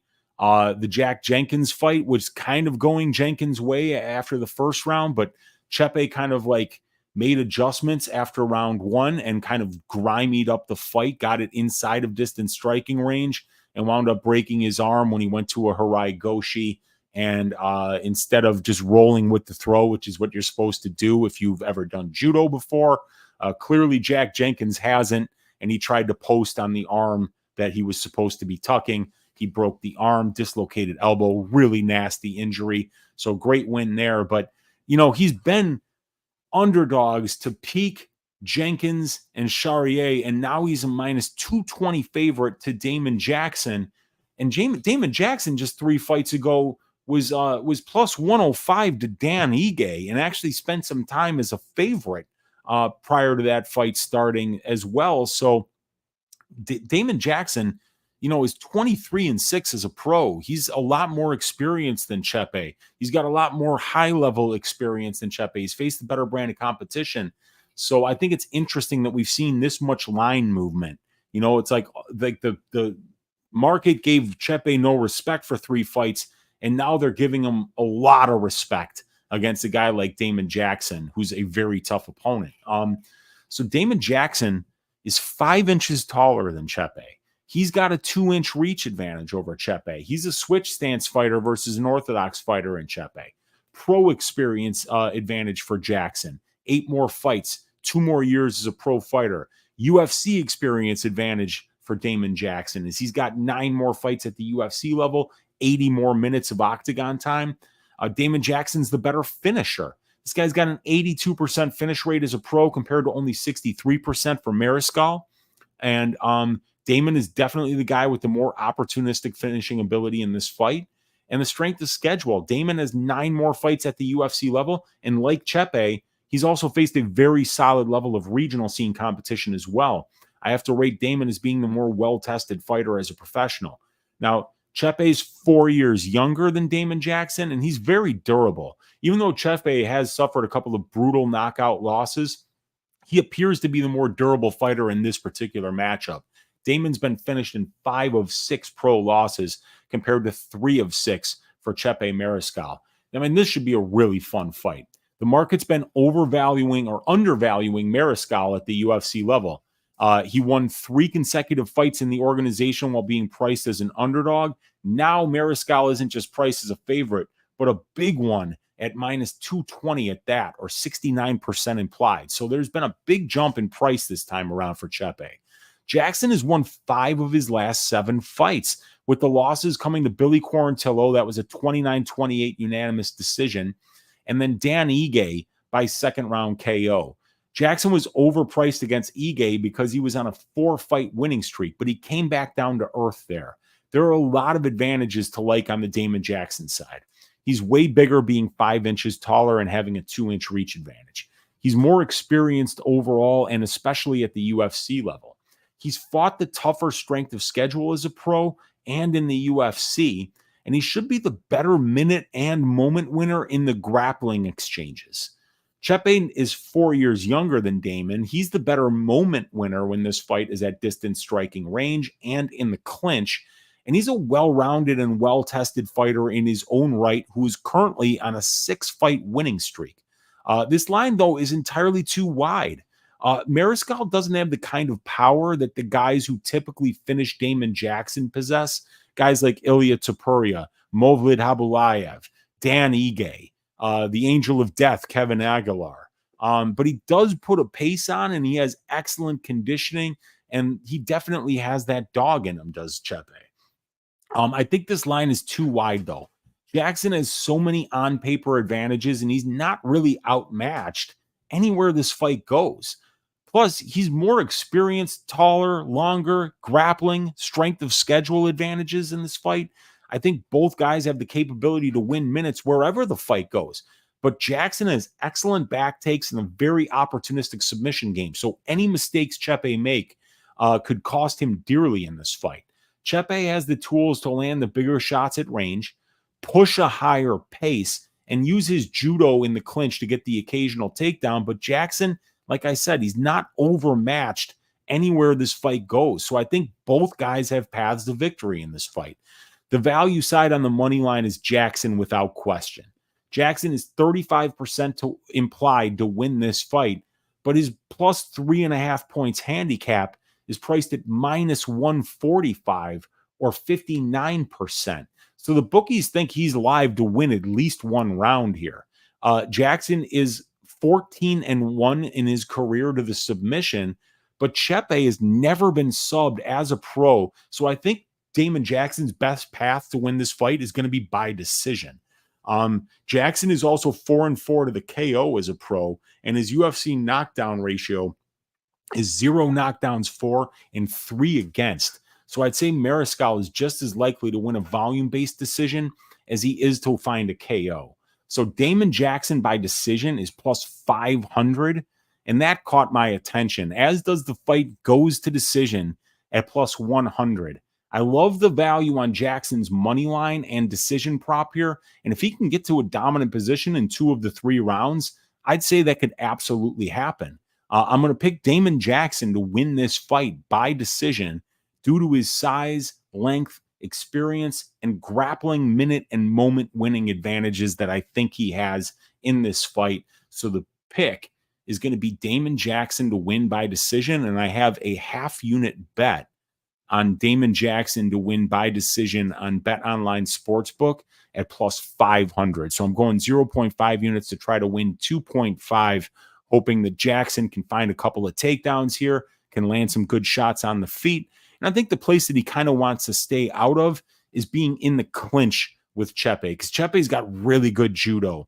And when he's in the clinch, he's very active, throwing strikes and then being able to move you around, mess with your feet, and get trips, sweeps, reaps, that kind of stuff, even throws while he's there. So I think Damon needs to be all the way in or all the way out here in order to, set up the entries on his takedowns with his striking attempts, and then also to try to wrestle and get some offensive takedowns on Chepe here so that he could try to get to his back and try to win minutes and moments there. But the pick is going to be Damon Jackson to win by decision.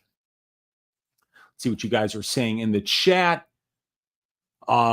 Baby Sharp saying, I came in a little late. What was the Alencar call? The call is going to be Stephanie Luciano to win by 3rd round knockout. My guy Luke, sparring with reality betting, is in the room saying, coming in late. What's up, Unc? Good to see you hanging out in here, Luke. Always good to have one of the real sharps here, one of the best bettors in the community hanging out with us here. Good to see Luke in here. Baby Sharp saying Jackson with hair plugs is a dangerous man. Yes, sir. We got Josh Fan Guy saying Bryce handled Mariscal and Jackson is very similar. Love Jackson this week. Yeah, I mean, Mariscal's been in there with some really good grapplers. Like, he beat Pat Sabatini, so like if he can beat Pat Sabatini, he can beat Damon Jackson, but he also lost to guys like Bryce Mitchell. He lost to Sean Soriano in a fight where Soriano was taking him down over and over again. I don't think Chepe was expecting that. So yeah, man, I think Jackson's got some paths, and that plus 500 really has my attention. But I do think Chepe wins this as Baby Sharp. My name Deshaun saying Damon has beaten the best version of Sabatini, and even his last performance was good, big money dog. Yes, for sure. Agreed. And then Luke is saying Jackson on 2 weeks' notice is impacting the line. Chepe was supposed to. I don't think Damon Jackson was on 2 weeks' notice. I thought this was the original fight that was made. Let me just look here real quick. I'll save those picks. Let's go to the Fight Center, Fight CAD. Now down here, Nascimento Filio off. Barlow had the original opponent of Medic, Parsons, Kinoshita, Basharat, Gutierrez. So wow, if Jackson's really only on 2 weeks' notice, that was because like normally I got these things out 2 weeks in advance of the spreadsheets, and that means that that fight would have just had to have been made. So wow, I didn't know he was on short notice there. K-Dog saying these guys have the same management. Also, Jackson taking it on short notice. Fights like these go to decision. Like with Hack Perez, Gordon, Ali, can't finish the guy who saved your fight. Yeah, I hear you, man. I thought I was going to bet an under here, but after taping the fight, I like the over and the fight goes. Thinking all double chance of victory. Jackson decision. Chepe KO. Yeah, I mean, I think that's a pretty good look because Jackson decision is 500. Chepe KO, you probably get around plus 200. So that'd be 16.6% implied plus 33. So you could get that at probably about plus 100. If you arbit between 2 different sites, you should probably be able to get that around even money. Oh, yeah, that's right. Ige was supposed to fight Chepe. That's right. That's right. Okay. Because they were scheduled to fight. Ige steps in on less than 24 hours notice to take the fight on UFC 303 or 304, 304 was it? And then now Damon Jackson gets the Chepe fight. So maybe about 3 weeks notice, because like I always get my stats out at least 2.5 weeks in advance, and I didn't have to add Damon Jackson. So it's at least 2.5 to 3 weeks notice, I would think. In round 3 KO, I like Lucy as well, leaning decision. Remdog saying, yeah, unless I'm wrong about him taking it on short. No, evidently you're not, K-Dog. Thank God that Luke and Dogfather let me know, because I forgot that Ige was supposed to fight Mariscal. What does your model think about the over and the fight goes to decision here? So my betting models, which are available on the Patreon here, 5 of 12 fights for Jackson have seen the distance. 2 of 3 for Mariscal. It's 46.67%. We're paying 50% right now on fight goes to decision. So it has the fight doesn't go and the fight goes here at being about the same, minus 6.67%. So you're getting VIG on both sides. That would mean that both lines are fairly priced according to my model here. So I like the fight goes because Chepe's never been submitted, and because while I think Chepe can knock out Damon Jackson, because Jackson has been proven to be a little bit chinny, I don't see Chepe as being this murderous power puncher. And if he gets too over anxious trying to finish the fight, that's where I see Damon Jackson maybe getting takedowns and getting the dominant positions. So I like the over. I like fight goes to decision here. I like Lucy as well. Leaning decision, though. Got it. Yeah. Dogfather saying Jackson locks maxing, thinks he got out hardware, though sadly. Locks maxing? I don't know what the hell you're saying, Dogfather. Baby Sharp. Ige was supposed to fight Chepe. Yes, Jackson stepping in. Right. Looks maxing. Okay. Looks maxing? Yeah. Yeah, I hear you, man. I mean, Chepe, I like the adjustments that Chepe made in the second round of the most recent, or of the Jack Jenkins fight. I think Chepe is a good fighter. He says my guy David Dennett, not the best card, but fights are still fights. Always opportunities to make some money, but not risking the bankroll on this one. Hair plug thing, yeah, dude. He's got hair plugs. Damon Jackson. Remdog saying I like it to go. Chepe's only UFC finish, not really replicated exactly. Yeah, that was a freak injury for sure. But let's move on to this next fight here, as we've got Vetetennikov and Barlow. This is going to be a very fun one. Right now, Barlow's a big favorite at minus 360. We got Nikolay Vetetennikov at plus 295. The fight doesn't go to decision here, sitting at minus 150 for this fight. So this is going to be a fun one, man, but I think that this line is entirely too wide here.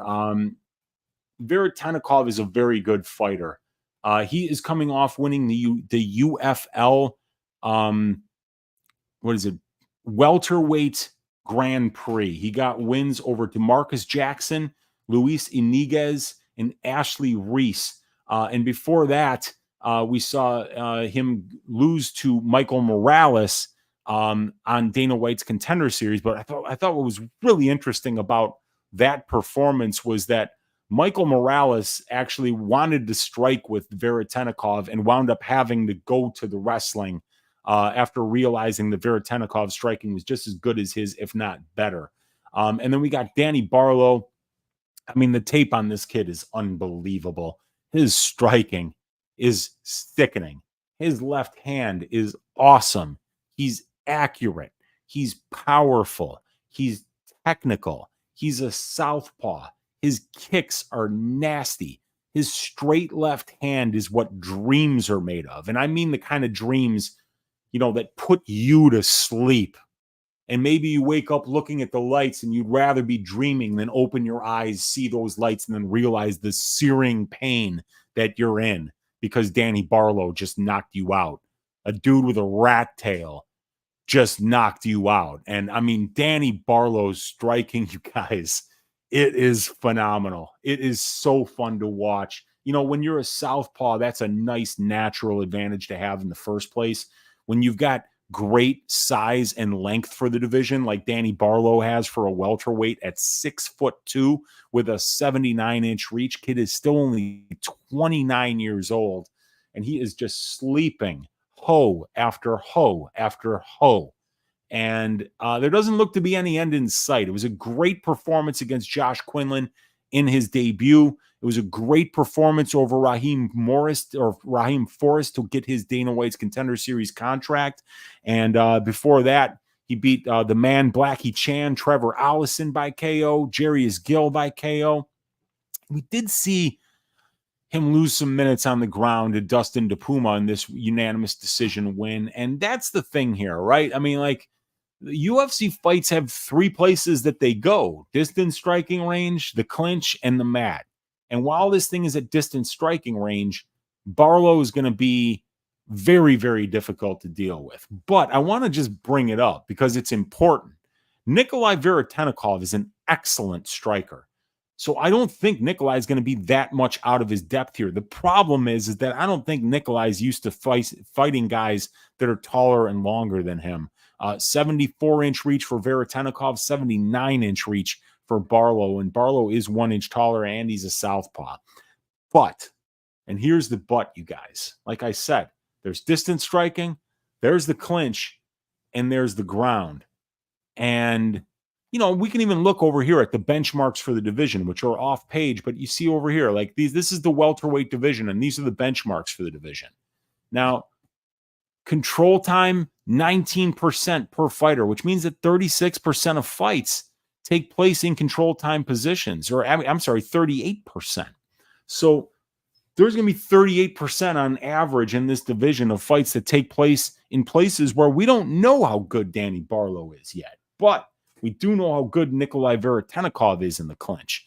This guy is not somebody you want to spend time in the clinch against.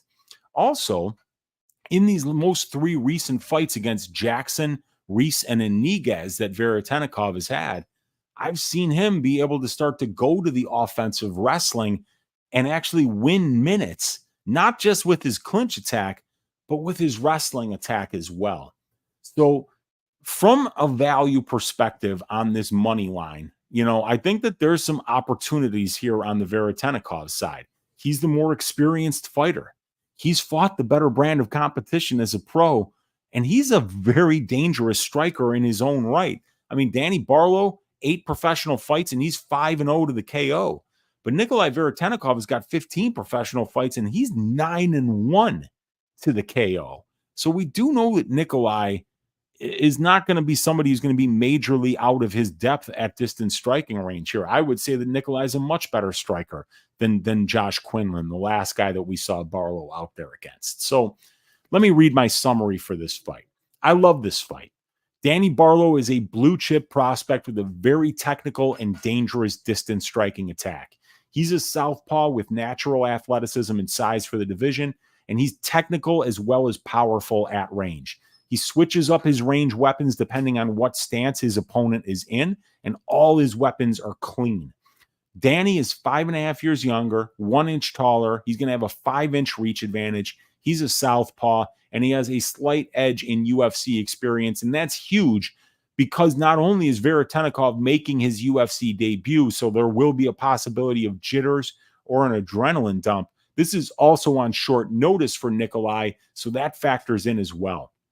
Both guys are excellent strikers, but I do favor Barlow at range due to him having the smoother and more powerful striking from the southpaw stance. His left hand is a very dangerous weapon. Nikolay is the more experienced fighter as a professional, having 7 more pro fights, about an hour more of professional cage time, and Nikolay has fought the more experienced brand of competition with the better win-loss records in comparison to Danny Barlow. I favor Nikolay in the clinch and on the mat here. Nikolay looked lost pre-Dana White's Contender Series when fights went to the mat, but he's shored up his takedown defense and his cage wrestling since then. Nikolay's pressure at distance striking range could allow him to get into the clinch, and in my opinion, That's exactly what Nikolay needs to do in this fight in order to be successful. This guy has a nasty Muay Thai clinch arsenal of knees and elbows, and he's dropped and finished more than one opponent in his career with those exact weapons. Nikolay really showed an improved ability to offensively cage wrestle in his recent fights in United Fight League, so I think he needs to get inside of Barlow's kicking range, clinch up, and outwork Danny there while trying to get the occasional takedown to make Danny grapple, which is something we haven't seen out of him yet at this level. If Vetetennikov can show the ability to take this fight to places where Danny will most likely be much less comfortable, and that would be the clinch or the mat, then he not only has the possibility to look a lot better than his current money line, but he could flat out win this fight. There are so many reasons, though, to like Barlow here. The measurables, the striking, the power, the youth, the athleticism, the wow factor. And that combination of factors is what has Barlow's money line currently sitting at almost minus 400 right now. But this is an MMA fight, though. And Vetetennikov has shown on tape the ability to be just as nasty in the clinch as Barlow is at range. So if Nikolay puts together a mature game plan and makes this fight a clinch and cage wrestling grind, he could find paths to victory here while testing the less known quantities of Barlow's game. I do have to lean to the Barlow side for all of the previously mentioned reasons. However, I do think that a stab on the Vetetennikov money line might be worth a shot this week if he fights with the right game plan. But I think Danny Barlow really is special, so I'm afraid to not pick him here. So I'm going to pick Danny Barlow to win this one by decision. But like I say, man, if Vetetennikov fights smart, he's going to be better in the clinch than this guy, and he's probably going to be better on the ground than this guy. And if he slows Danny Barlow down early, there could be a potential that Barlow won't have enough left in the tank to finish it late. So very interesting depending on how these guys fight to see how this one works out. But Danny Barlow by decision is going to be the pick. See what you guys are saying in the chat here.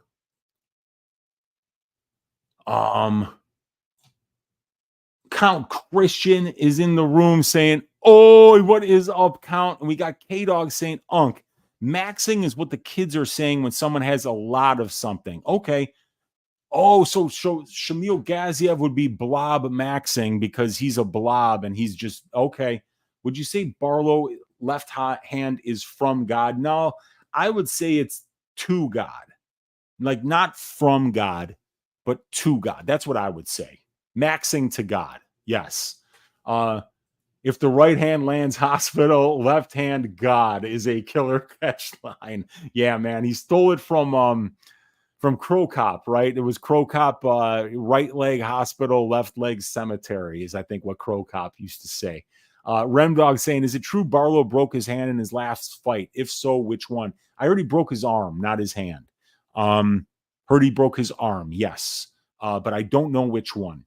Barlow left hand equals maxing, says Kevin O'Shea.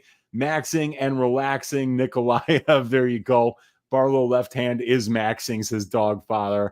All right. Barlow is massive for 170. 1 inch taller than that dude, and I'm a heavyweight. Oh, my God. Wow. He's big and strong with nasty striking technique. The money line is wide, but I think he might cover it. Yeah, dude, it's crazy because I'm 6'2". And if I was ever 170 pounds, I would be in the hospital on a bed looking like Christian Bale in The Machinist. I mean, like, there's no fucking way that I could get to 170 with the current amount of muscle that I have on my frame. But Danny Barlow is definitely more muscular than me, so I have no idea how he does it. But some of these natural athletes, man, and that's what Barlow is. So this guy's got a huge ceiling, a very high ceiling, because he's got a ton of talent. Nikolay by left hand KO. If anyone can find that prop, let me know. Going through pre-floor foreclosure. Yeah, okay. Nikolay left hand KO. Let's get it, man. You sell this left hand to God is a sick nickname. It really is, man. Memphis, Tennessee, stand up. I've been there. Your Uncle Weezy went there to see a Grateful Dead show back in the year 1996 We did not get into the show. It was at the Pyramid Theater. They charged the gates and ran down a bunch of security guards. So like over 1,000 people got into the show that didn't even have tickets. But it happened to be the same weekend as the Beale Street Blues Festival. So that's where I went, and I got to see, walking into BB King's bar, him play The Thrill Is Gone. So I have been to Memphis, Tennessee stand up, and the king of Memphis is one Danny Barlow. We got Alex Ramirez in here taking notes, saying press the like button. Yeah, and it was brutal what he did to Quinlan. And you're 6'3" and 170, dude. I like I said, man, if I was 170 pounds, I'd be in a hospital bed. I mean, like when I was like 205, I was shredded. So I don't know how the hell I would get to 170, man. It would be ridiculous. 6'7", 265, best shape of my life, but want to shred down to 230. Damn, dude, 6'7" is huge. All right, let's go to the next fight, you guys. It is going to be Chris Gutierrez at -340 versus Quang Lee at +280. The fight doesn't go to decision. We don't have anything for it yet. There's no over-under on this fight. There's no time prop. But let me just make sure. We will go to game totals. Do we have anything? No, still nothing on a total for this fight. But we do have money lines, and Gutierrez is a -340 favorite. So Quang Bang Lee, which is a great nickname. This guy is 8-0 as a professional. He's got 2 knockouts. He's got 3 submissions, and he's got 3 decisions. Trains out of the Academy, Minnesota. That looks familiar. I want to say that's where Castaneda trains, but I'm not exactly sure. But either way, you know, I watched the tape on a couple of fights on this guy. I watched the Peterson and the Thang fights. This guy's got power in his hands, and he throws with bad intentions. But he is mostly hands that I saw, and Gutierrez is a guy who throws a lot of kicks. I mean, obviously, there's a massive strength of schedule deficiency between these guys, as you can take a look on Tap Out. Or, I mean, you know, Thang, these are lower level guys that he's fighting in LFA. So here, let me save the picks again. Go back to the fight center, go back to the fight card, and we're going to just take a look at Lee. So Thang 6-3, Cody Peterson 6-1, Sal Guerrero split decision 6-3, Hendry Huff 4-3, Sam Panietz 2-1, Sokolowski 4-10, and then a couple of 0-0 guys to start his career. And then he had an amateur career that lasted about 5 years, and he went 7-4 as an amateur. So this kid's not a kid. He's like 33 years old. Yeah, he's 32 years old. He's 2 inches shorter, but he's going to have a 3-inch reach advantage.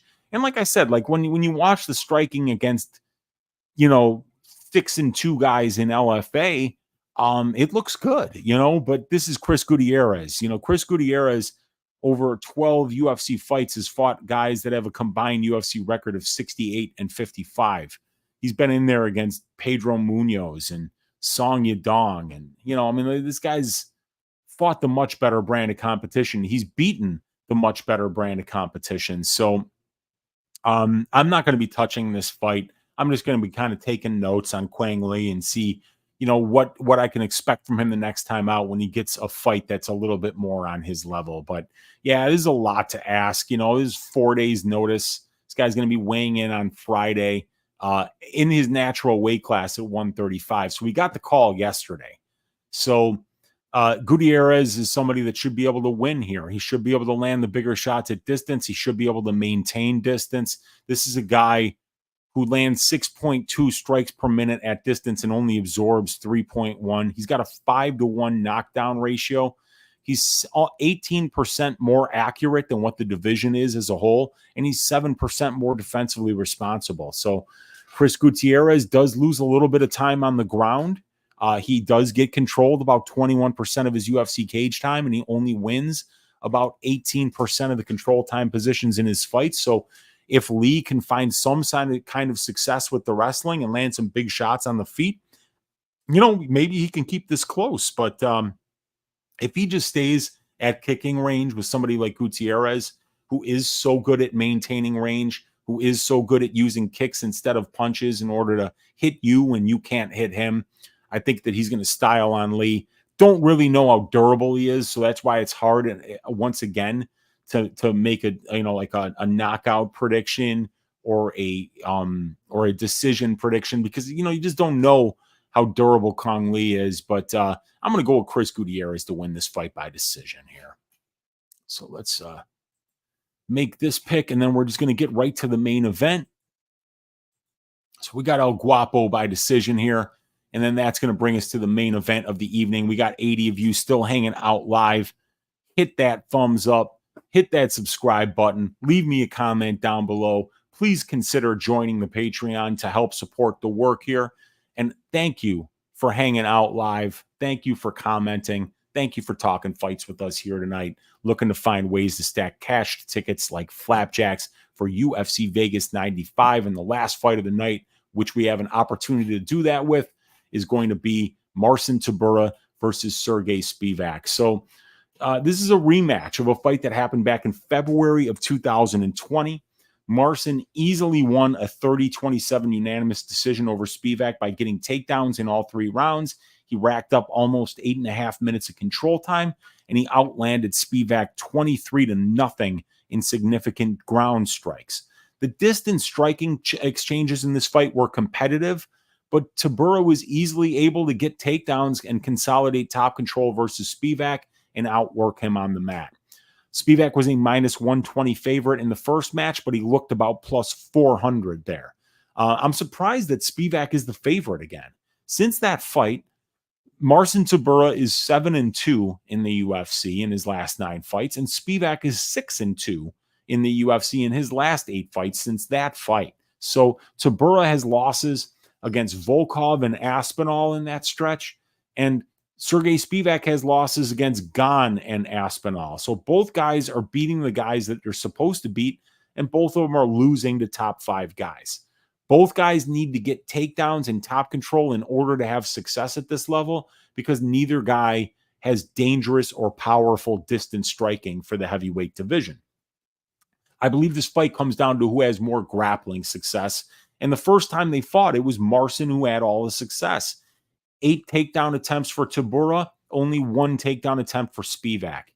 8.5 minutes of control time for Marcin, 0 seconds of control time for Spivac. Spivac outlanded Tybura 20-15 at distance, but Tybura outlanded Spivac 23-0 on the mat. This time around, Spivac is 29 and Tybura is 38. So obviously Spivac is a lot closer to his prime, and Marcin Tybura is a little further away from it this time around. But that being said, I don't see how either of these guys are that much different fighters than they were the first time around. Both guys need to be on top to look like favorites. Neither guy has KO power on the feet. I don't think either guy is that much better of a grappler than the other one to be able to get a finish on the mat. So I'd still have to side with the guy that I think is the better grappler, and that's still the Brazilian Jiu-Jitsu black belt, Marcin Tybura. He's the guy who consolidates top control when he gets takedowns. I mean, look at this, right? Sergey Spivac is getting 4.6 takedowns per 15 minutes. But over that time frame, he's controlling his opponent's 37% of the cage time. Marcin Tybura only gets 1.4 takedowns per 15 minutes. So he's actually getting less than a third as many takedowns per 15 minutes as Spivac is. But look at this. He wins 29% of the control time positions. And Tybura's got 80% takedown defense when Spivac has got 70% takedown defense. So I actually think that Tybura is probably the better wrestler. These guys are listed at the same height and the same reach, but when they fought last time, it definitely looked like Tybura is the bigger guy. And I think that he is going to be the bigger guy here. I think that he's the better submission grappler here. And I think he's the more likely guy to wind up in top control, because Sergey, while he gets all these takedowns, you have to notice how he gets them. He's catching a lot of kicks. He's not really a guy that's just out there blast doubling people. This is a guy who gets judo throws a lot. He catches kicks. He kind of he doesn't really go for the takedowns as much as like they kind of fall into his lap when guys get a little bit over anxious trying to throw offense or try to come into the clinch too fast. But I think Tybura is actually the guy more likely to go for takedowns in this fight and complete them. And while this fight is at range, I don't think you're going to be able to really tell who's winning, because I don't think either one of these guys is much better than the other one at range. So Spivac, you get in the guy that's 9 years younger, and that's definitely statistically significant. We always have to be aware of who the younger fighter is, be aware that these guys get to different points in their careers where, different things become important. But I'm still seeing a Marcin Tybura that's very locked in here. I'm seeing a guy that's won 3 of his last 5, just like Spivac has. I'm seeing wins against guys like Romanov, Ivanov, and Tuivasa. And I'm seeing equally impressive wins on the Spivac side against Derek Lewis, Augusto Sakai, and Greg Hardy. So I don't really know what's changed. I still see the same Marcin Tybura that he was when he was 34. He's the same guy now at 38. And with Spivac, yeah, he's going to be getting better. That striking is going to be taking the next step. But like, Spivac still doesn't throw kicks. He's still really kind of just dependent on 1-2s and 2-3s in the pocket, and he's never even landed a knockdown in 11 UFC fights. So I think that this is going to be a very close fight. I don't think either one of these guys is good enough to finish the other. So I actually like the overs here. But I do think that Marcin Tybura is going to get this win. I'm going to pick him to win by decision because I don't think he's good enough to finish Spivac. And I don't think either one of these guys is heavy enough hands to knock each other out on the feet. And I think if anything, Tybura probably gets the finish if this thing does get to the ground, just because he is the BJJ black belt. He's got the better submission game. And both of these guys are 7-0 to the submission as a pro. But Tybura's ground and pound when he gets on top and his ability to be able to consolidate top control, I think is better than Spivac's. So Marcin Tybura by decision is going to be the pick. And that gets us to all of the picks. We did it. We made it through all 10 fights here. Let's see what you guys are saying in the chat. Let's see. Radoslav Kolev, 6'3", wrestled at 191, and it was a tough cut. Yeah, I'll bet, dude. 6'3", 191. But like, if you're wrestling, that means you're in high school or college, and you can make those cuts a little bit more for sure. 100%. Okay, so it is the same gym as Sexy Mexi. Got it. Weezy knows. Okay. Yeah, Quang and Bang, elite nickname without a doubt, man. Quang Bang Lee. I love it. That's perfect. Yeah, Radoslav, they're gonna keep him at 7K. They have to. That's the way it always goes, because they have to honor all the lineups that were already placed, and they can't change because people have already locked in lineups with Gutierrez at 7K. They can't change them now to the 9Ks. Wrestlers are nuts. We had high school basketball gym, then the locker room on the other side was the small gym, the old basketball gym from 100 years ago. The wrestlers would bag up and stink it up. Yeah, dude, if you've ever been in a wrestling room, it smells like a hot nut sack. Every wrestling room across the country smells exactly the same way, like a hot nut sack, and it is fucking horrible. I don't know. You got to be next level tough to wrestle, dude. Next level tough. I used to wrestle a little bit. I used to do judo. When it was time to go to judo, I was excited. When it was time for wrestling practice, I wanted to be anywhere but wrestling practice. I just hated wrestling. It's like judo had all this technique, right? In wrestling, the technique was try harder, sweat more, be more miserable, and then you'll get that takedown. It was always never about, technique. It was just about pushing, scramble more, push more, work harder, burn those lungs, get tired. Oh, I hated it. Go in that little gym and it would be like the whole place was humid from their sweat. Yeah, man. Spivac with Extreme Couture. Now, that's a good thing. Maybe that's why so many people are on him this week. Extreme Couture is awesome. Anybody that goes there gets good. Yep. So is Williams and Francis Ngannou. Yeah, that's right. They both are too. Yes. Spivac has damn good grappling and submissions. Yes, he does. No, there's no question about it. The problem is that the first time they fought, I mean, like Tybura just washed them, So like if you look at who Spivac's washing on the ground, they're guys that a lot of them, Tybura has washed them on the ground too. Like he washed Tuivasa. Well, Tybura is just coming off that great win over Tuivasa. So, but let's get through it here. We've already 2 hours in, so let's finish up the show here. We're going to start with the Bootsy Collins Memorial Dogs Are Barking Pick of the Week. Oh, and by the way, yeah, Tybura plus 135, Spivac minus 155. But let's go to the Bootsy Collins Memorial Dogs Are Barking Pick of the Week. This one was easy for me. It's going to be Jhonata Diniz this week at plus 170. I bet that money line. While I like Vetetennikov's money line and I like Damon Jackson's money line, I think Jhonata Diniz is the guy that you don't have to worry about the judges giving it to him. I feel like if he wins, he's going to land massive shots and knock Karl Williams out. And I think he can absolutely hurt him with calf kicks too. And I think that knowing that your opponent is going to wrestle 100% makes it that much more likely that you're going to be prepared to stop the takedowns and potentially get back up if you are taken down. So I'm looking for that Diniz money line at plus 170 to make it 2 Bootsy Collins Memorial Dogs Are Barking Picks of the Week here. As we had Sam Hughes, the only underdog on the fight card that won was your Uncle Weezy's dog pick of the week because we went 13 for 13 last week. So we got Jhonata Diniz money line as the dog pick of the week. Now, the problem is, you guys, I haven't even written down who the ass shaving of the week is. And here's the problem that I'm having, right?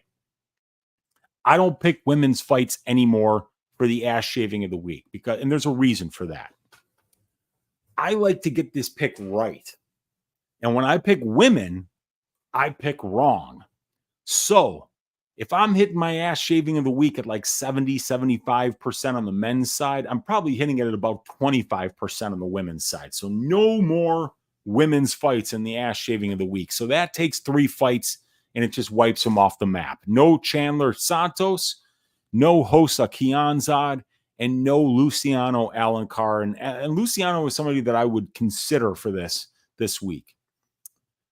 Youssef Zalal is a minus 400 favorite. So even though I think that he could win this fight and win it violently, I'm not going to pick him because the line is too wide. I've already got Diniz as the underdog of the week. So that leaves me with Kazama Grigoriou, Chris Gutierrez against Quang. I'm not doing that to you guys. I'm not going to give you guys Chris Gutierrez. I could do Barlow Vetetennikov, but I just spent 10 minutes talking about how I think that Vetetennikov is very, very live at the price if he can get this fight to the ground or get it into the clinch. And then we got Damon Jackson, Chepe Mariscal. I've actually got a bet on the underdog there. And then we got Marcin Tybura versus Sergey Spivac. So I'm picking Marcin Tybura to win. I'm picking Charalampos Grigoriou to beat Kazama. Those are the only 2 choices. So I've got to pick one of those 2 guys. It's either going to be Tybura to beat Spivac, or it's going to be Grigoriou to beat Kazama. Now, with Grigoriou, I'm hopeful that Grigoriou might be on Kazama's level grappling-wise. That's not out of the realm of possibility here. We've seen Kazama wash some really low-level Asian guys on the regional scene on the mat and go for some submissions that would never, ever get anybody in the UFC out of there. But Grigoriou is not the kind of guy, like I would rather put it on Tybura because Tybura is more of a high-level fighter than Grigoriou. But then again, Tybura's opponent in Spivac is a lot higher level than Kazama, who's Grigoriou's opponent. What do you guys think? Who would you go with for the ass shaving of the week? I mean, but yeah, you'll go with what I'm saying because he's the black belt. He is the black belt in BJJ, right? But both these guys are good wrestlers. They're both really good grapplers. They both do their best work when they're grappling. Baby Sharp likes the Diniz call. Good spot for an underdog. And it is not Basharat versus Gutierrez. Basharat just had to pull out yesterday, Kevin. So that fight got scrapped, and they're bringing in Quang. He was supposed to fight on Dana White's Contender Series about a month from now as the short notice replacement for Javid Basharat, who had to pull out. You're going with Charalampos and Alex Cruz. Well, withdrew. Yeah, exactly. I don't know what that means, but yeah. Yeah, they do still have the lines for Javid. Yes. Jacob Cole saying, dude trains with Sterling and Marab. He should be solid. Yeah, and that's the thing, right? Because, like, on the feet, right? I don't think Tybura is shaving Spivac's ass. I don't think Spivac is shaving Tybura's ass. On the mat, I think Tybura is more likely to win the minutes and maybe win the moments. But if Spivac gets on top, let's face it, he's going to be able to do really bad things to Tybura. It just depends on which one of them gets on top. So we are going to have to, I'm going to have to type it in here. So give me a chance, but it's going to be, I mean, it also always should be somebody named Charalampos. Grigoriou to shave the ass of Toshiomi Kazama.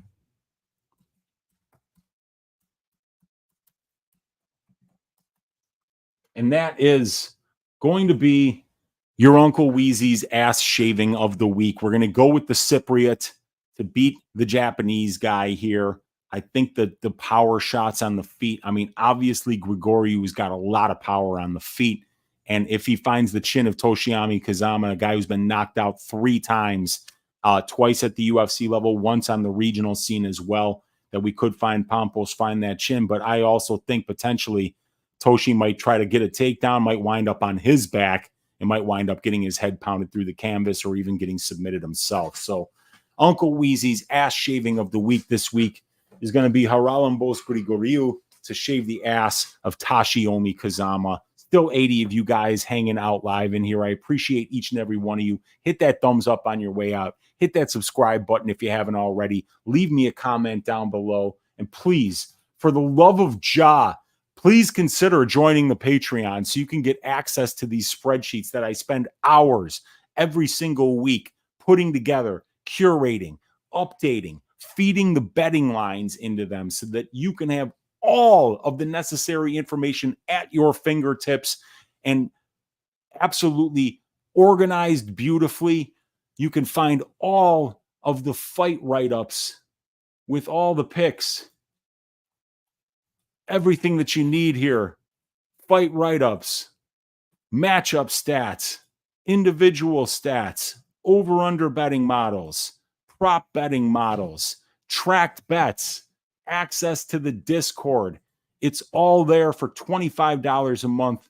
You're supporting a great person in your Uncle Weezy, and you're making yourself a more educated UFC better. Thank you guys for watching. Let's stack cash tickets like flapjacks for UFC Vegas 95. God bless each and every one of you. Tomorrow, I will see you on DFS by the Numbers channel for the DFS show, 8 o'clock Central Time. After that, for the Patreon members, look out for the members-only live stream. We're going to go through all of my betting models, pick out all of the plus EV bets on this card so that we can find some units on Saturday to be up after these fights are over. Thank you guys for watching. We'll see you guys tomorrow. Let me just make sure here. We got Paku saying Grigoriou. I've had Grigoriou inside distance on my bet notes since Sunday. There we go. Kevin saying Grig for the win. Let's go. We got Kiwi saying cheers. Appreciate it. Thank you, Kiwi. We got Baby Sharp saying let's go. Grigoriou a lock, says Alex Cruz. And Kevin O'Shea saying Weezy the GOAT. Appreciate you guys. Have a great night. And we will see you guys tomorrow. God bless.